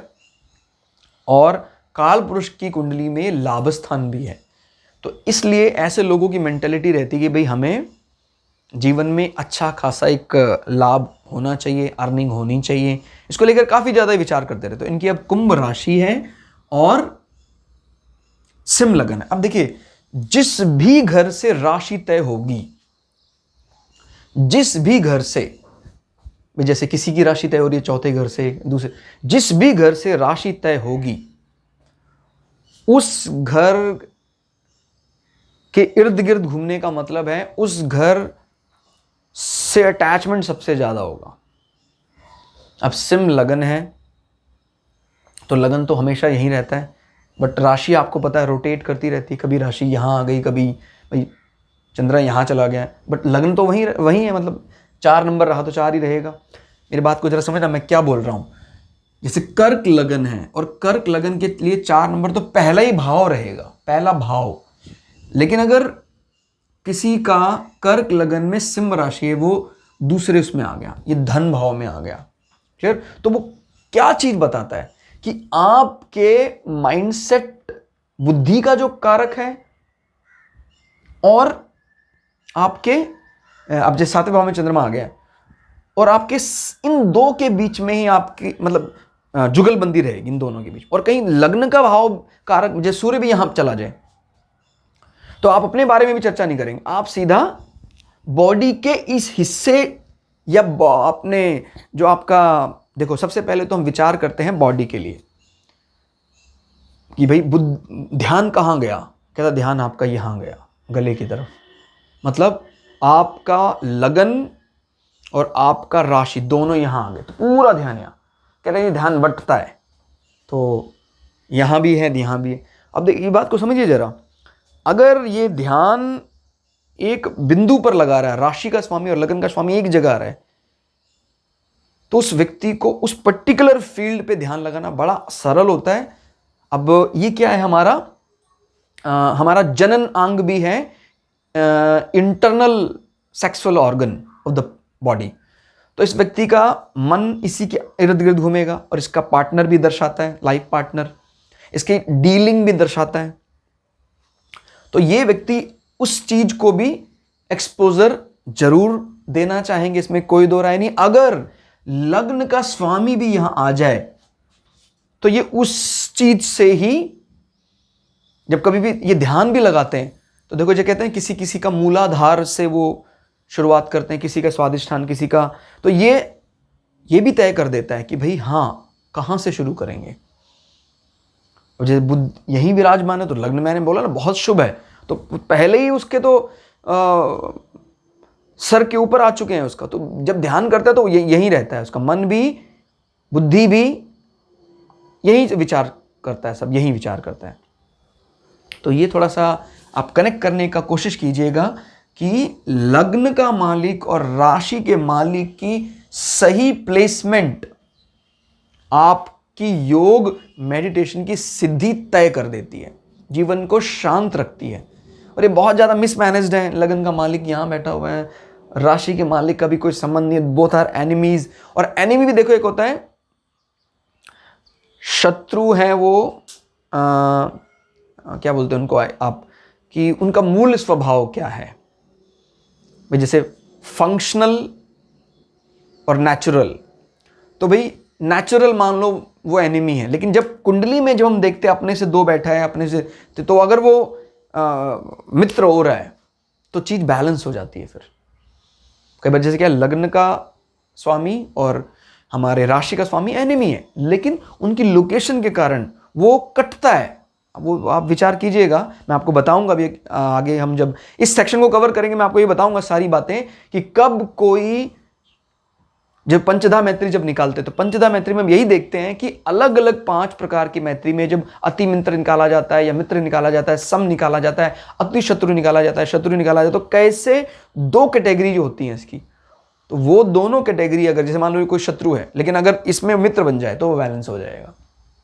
तो लग्न और राशि की कहीं ना कहीं जो भी म्यूचुअल इनके बीच में जो अंडरस्टैंडिंग बन रही है वो अच्छी होनी चाहिए, तब आप अपने आप को साध सकते हैं। पता लगा वो पहले ही एनिमी है और एनिमी बन गए वो, और बैठे भी वो दुस्थाना हाउसेस में हैं कहीं, तो फिर वो गलत हो जाएगा। क्लियर हो गया? तो चंद्रमा यहाँ पर क्या तय कर रहे हैं, आपका मन वहाँ रहेगा, सुंदर पार्टनर मिलेगा इनको, क्लियर, इसीलिए उनका मन उन पर लगा रहेगा, और पार्टनर के बाद आपकी पर्सनालिटी भी बढ़ेगी। ये स्वयं है, आप मित्र भाव को देख रहा है, अभी अपने से 8 बैठा है, अपने से 8 का मतलब क्या होता है? 8 एक तो बताता है हमारे आयु को, 8 हिडन सीक्रेट बताता है, और 8 कोई इंश्योरेंस संबंधित फायदा या नुकसान भी इससे देखते हैं। तो चंद्रमा है इस घर का मालिक और अपने से 8 बैठा है, एनिमी हाउस में बैठा है। ठीक है, तो ये बात तो है कि भाई व्यय भाव के लिए आपका भार्या जिम्मेदार है, या आपका जो श्रीपति है वो जिम्मेदार है, पति या पत्नी जो वो जिम्मेदार है व्यय भाव को एक्टिव रखने में, और उससे आपको पीड़ा होती है। क्लियर हो गया? क्योंकि वो 8 नंबर पर है, वो अच्छी जगह पर होता, मतलब अच्छे नंबर पर होता, और ये जहां बैठा है अगर उसके साथ उसकी अच्छी मैत्री होती तो चीज पॉजिटिव होती, लेकिन अभी वो एनिमी है, अपने आप को मित्र नहीं मानता। बट जो अगर 1+ निकालना है तो ये है कि कुंभ राशि चाहे शत्रु मानती भी है, लेकिन वो इसका एक्ट करने में पूरी तरह कामयाब है कि भाई मैं लाभ के लिए किसी को भी शत्रु नहीं, मतलब अगर वो लाभ देता है तो मैं शत्रु नहीं मानता उसको। इस प्रकार का कुछ रवैया प्राय रहता है। ठीक, और आप क्या आइडेंटिफाई कर सकते हैं? मदर की पर्सनालिटी भी, मदर के साथ रिलेशनशिप, हालांकि पूरी तरह जानने के लिए आपके चौथे घर के मालिक को भी देखना जरूरी है, लेकिन कारक हैं चंद्रमा और कारक ही बैठे हैं आपके पत्नी के घर में, तो माँ और आपके पत्नी की जो रिलेशनशिप होंगे, अंडरस्टैंडिंग होगी, या सेम अगर कोई किसी महिला की कुंडली है तो उसकी माँ और उनके हस्बैंड के साथ अच्छी मतलब बातचीत अच्छी होती होंगी। अब वो रिजल्ट डिक्लेयर करने में मतलब माने वो रिजल्ट कैसा देती है वो तो ये भाव तय करेगा। बातचीत होती है, कनेक्शन है उनका आपस में। नो, अब हम बात कर लेते हैं हमारे सिंह लगन के 8वें भाव में अगर चंद्रमा आ जाते हैं तो किस प्रकार का फल ये हमें देते हैं। सिंह लगन के 8वें भाव में चंद्रमा आ गए हैं तो क्या किस प्रकार का जीवन होगा ये। अब व्यक्ति का सिंह लगन है और मीन राशि का नेचर आपको पता है, मीन राशि जल तत्व है, जल तत्व में रहना वो और चंद्रमा भी जल तत्व में बैठा हुआ है। लेकिन 8 नंबर क्या होता है, कष्ट, ये रोग से कष्ट, बाधाएं, जल, और ये शरीर के एक्सटर्नल सेक्सुअल ऑर्गन को बताता है। तो हो सकता है कि ऐसे व्यक्ति के सेक्सुअल ऑर्गन में कोई फंगस, जल तत्व संबंधी विकार हो सकता है। क्लियर हो गया। और क्योंकि चंद्रमा को ये बहुत ज़्यादा, राशि तो अच्छी लगती है, प्लेस अच्छा नहीं लगता है, और जब प्लेस अच्छा नहीं लगता तो वो यहाँ से कहता है यार काम करो और निकलो यहाँ से, इस प्रकार की लोकेशन उसको ये दे दी। तो स्पेशली सिंह लगन में मीन राशि वालों के लिए ऐसी लोकेशन आ जाती है। लेकिन इस बुरे घर को भी अच्छा तब्दील करने की ताकत रखता है बृहस्पति। अगर बृहस्पति यहाँ स्वयं आ जाए, बहुत दोनों की मित्रता, कहता है भाई तू आ गया, अब बुरा है, वो लोकेशन बुरी है बट फिर भी बृहस्पति इस पूरी बुराई को अच्छाई में कन्वर्ट कर देंगे। तो ये थोड़ा ध्यान रखिएगा, इससे संबंधित पॉजिटिव गेन मिलने लग जाएंगे फिर आपको। तो मन जो है 8वें भाव की तरफ रहेगा। यहाँ कुछ इससे कुछ कष्ट भी आपको होगा क्योंकि 12वें भाव का स्वामी है। क्लियर हो गया। तो व्यय, यानी व्यय माने जीवन से कोई चीज कटना, निकलना, और ये अपने से 9वें में, 1 2 3 4 5 6 7 8 9, अपने से 9वें में है। क्लियर हो गया। और 9वां भाव आपके धर्म को भी बताता है, आपके ज्ञान को भी बताता है, आपके नैतिक मूल्यों को भी बताता है। तो ये बात अगर बृहस्पति की स्थिति भी अच्छी है तो ये 9वें नंबर को पॉजिटिवली एक्टिव कर देगा। हालांकि 9 से संबंधित चीजें आपको मिलेंगी, प्लस मिलेंगी, बट बहुत ज्यादा प्लस तब मिल पाएंगी जब बृहस्पति अच्छी स्थिति में विराजमान है।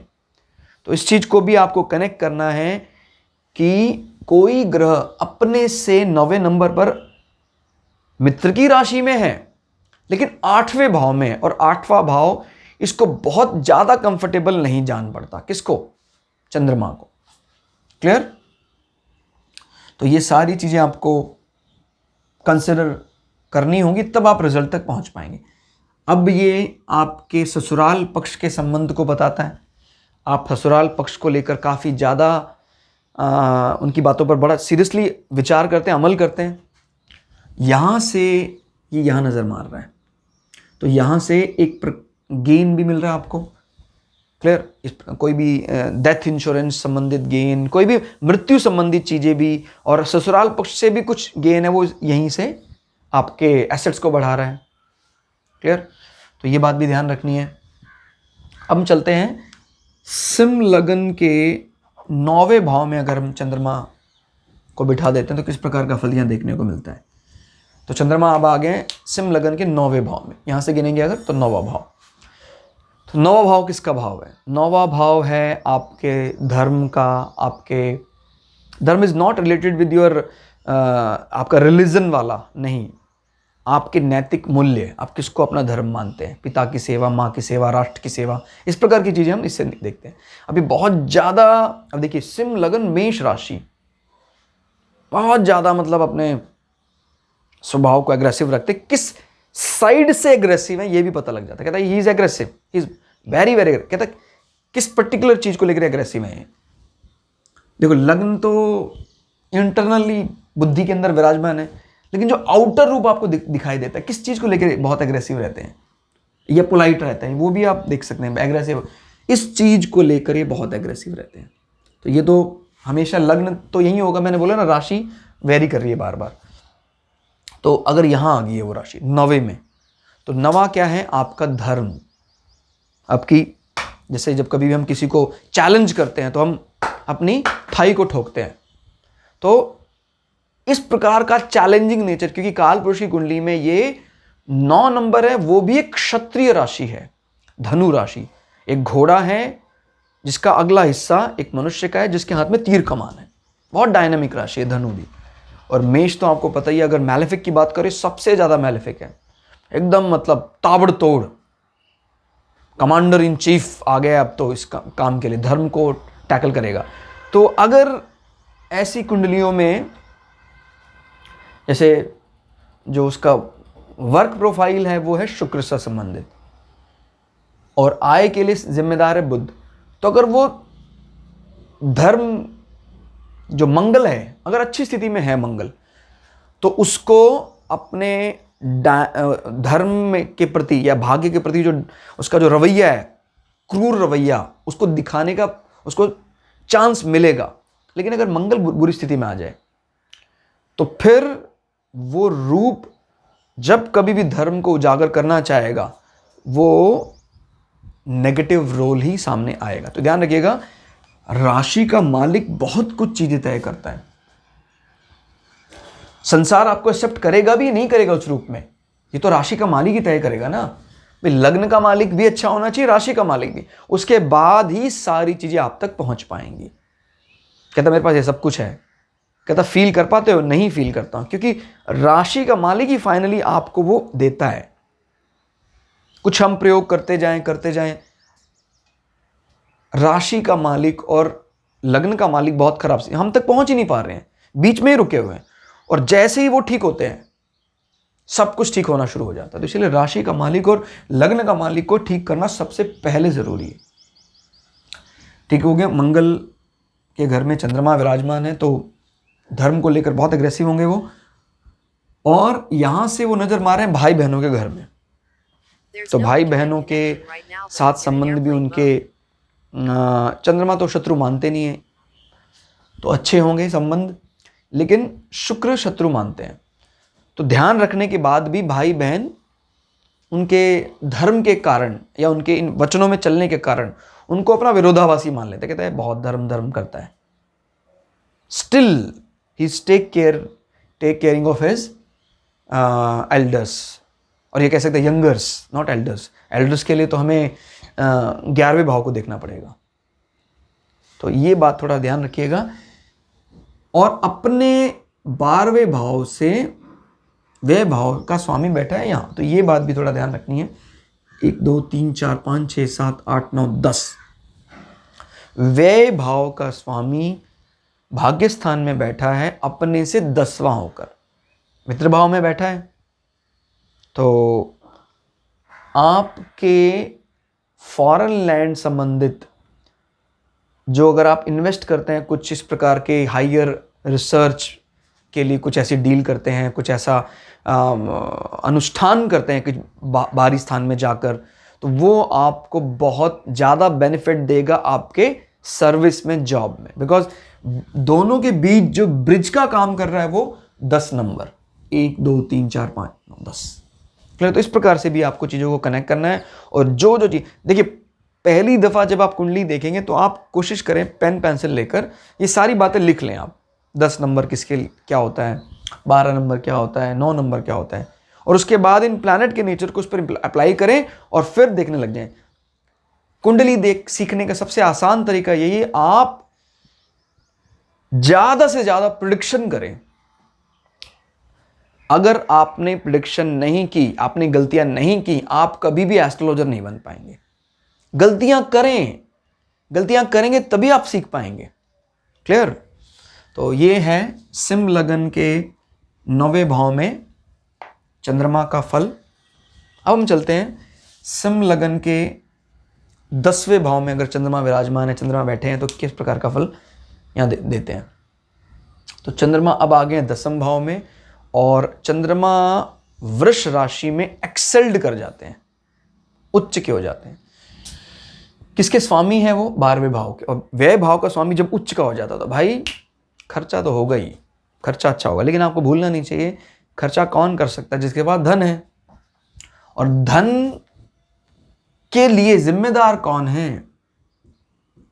स्टेटस। तो स्टेटस ऐसा है तभी तो आप ऐसा खर्चा कर रहे हैं। याद रखिएगा, खर्चा हो रहा है, चंद्रमा खर्चा करवाएगा, व्यय भाव एक्टिव करवाएगा आपके स्टेटस के थ्रू। तो स्टेटस बहुत अच्छा होगा उसका, व्यक्ति का। क्लियर हो गया? यहां से वो देख रहा है अपने घर को, और यहां वो नीच की दृष्टि है। लेकिन अब चंद्रमा की वृश्चिक राशि में नीच की दृष्टि होती है, तो घर को लेकर टेंशन बनी रहती है। और वाहन अगर लिया है उसने तो उससे संबंधी कोई ना कोई प्रॉब्लम रहती है उसको। क्लियर हो गया? और वाहन में भी आप ये जान सकते हैं कि भाई किस प्रकार की प्रॉब्लम रहती है। जैसे ये है जल तत्व प्रधान, ये भी जल तत्व ग्रह है, तो उसके कहीं ना कहीं इस प्रकार के फ्लूइड मैकेनिज्म में कुछ दिक्कत है उसको। क्लियर हो गया? कुछ गैस प्रेशर या कुछ लिक्विड प्रेशर मेंटेन करने में कुछ दिक्कत आती है उसको।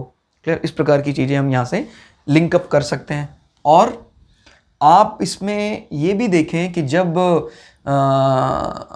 12वें भाव का स्वामी बैठा है अपने से 11 होकर, उच्च का होकर, तो मतलब क्या है? उसके व्यय में 11 छुपा हुआ है। मतलब अपने स्टेटस को लेकर जब कभी भी व्यय करेगा तो उसको लाभ होगा। अपने स्टेटस को लेकर जब कभी भी व्यय करेगा तो उसको लाभ होगा।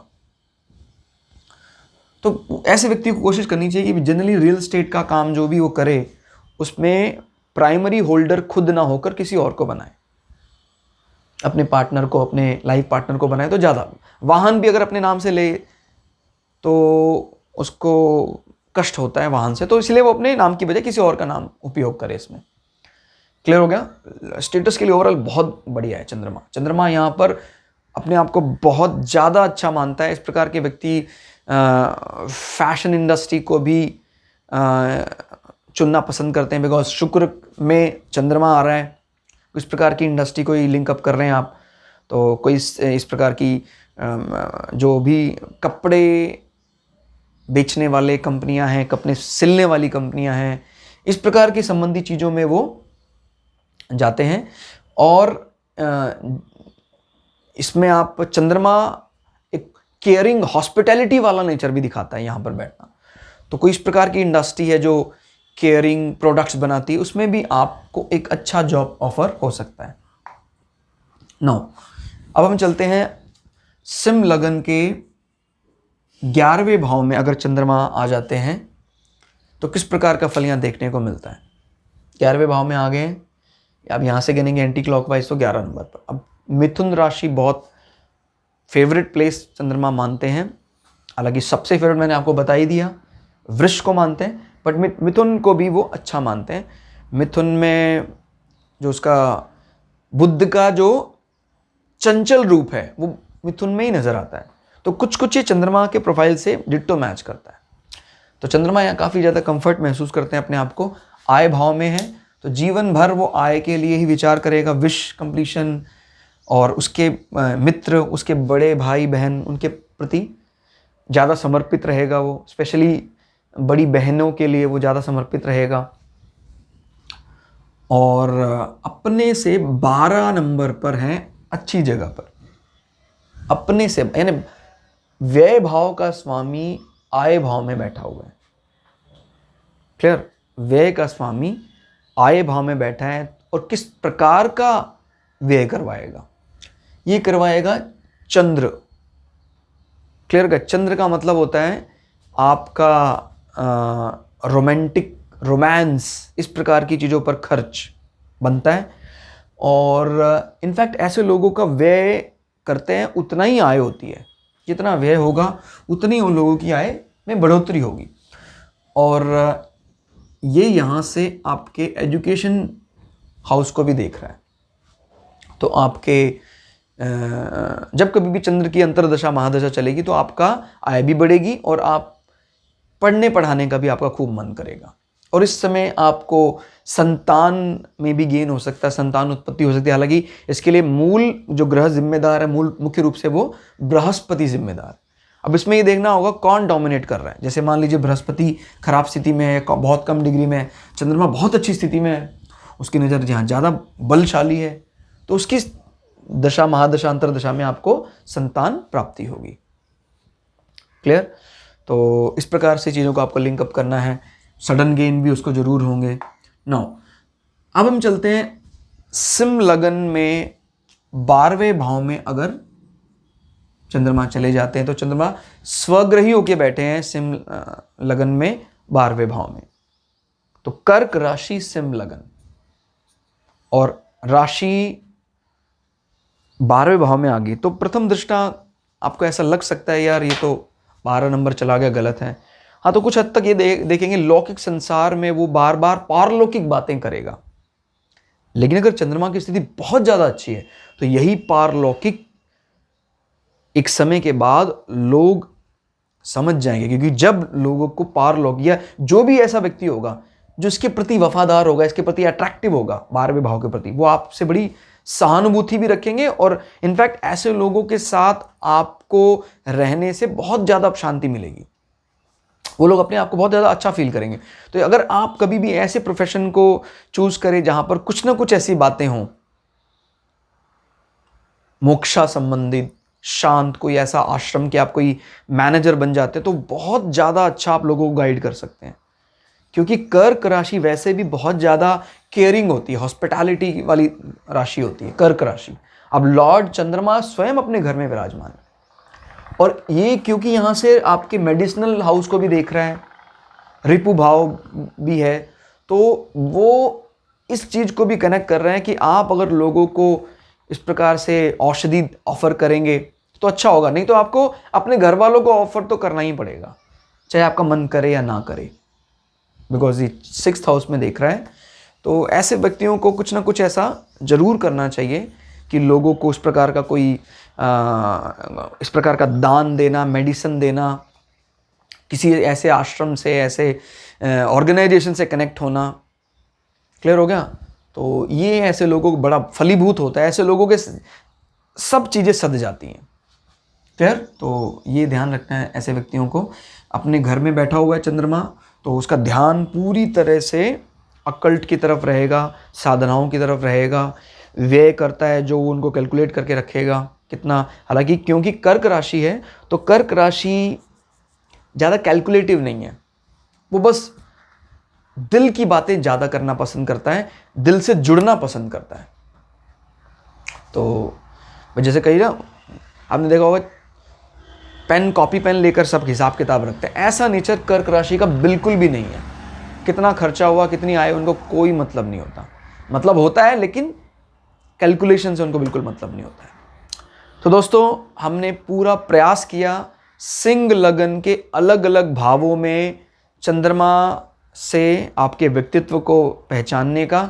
और क्योंकि ये पहली स्टेज, मैं बार बार रिपीट कर रहा हूँ, क्योंकि ये पहली स्टेज है तो हम चीज़ों को कॉम्प्लेक्स करने से बच रहे हैं। अदरवाइज हम चीज़ों में और भी कई चीज़ें ऐड कर सकते हैं, अभी हम नहीं करेंगे। जैसे जैसे हमारा लेवल बढ़ता जाएगा हम इनमें और चीज़ें ऐड करते जाएंगे। आपका सहयोग अपेक्षित है। सभी वीडियो शुरू से एंड तक देखें और अगर आपको लगता है एक बार में नहीं देखा जा सकता तो आप उतने मिनट के बाद अगले कंप्लीट करें ताकि आपको स्टेप बाय स्टेप आगे बढ़ने में मदद मिलती रहे। तो आज की इस वीडियो में इतना ही। आपको वीडियो कैसा लगा कमेंट करके ज़रूर बताइएगा। जय हिंद, जय भारत। ज्योतिष का ज्ञान पूरे भारत में नहीं दुनिया में फैले, इसी मंगल कामना के साथ जय भृगु पराशरा, जय श्री शुक्राचार्य।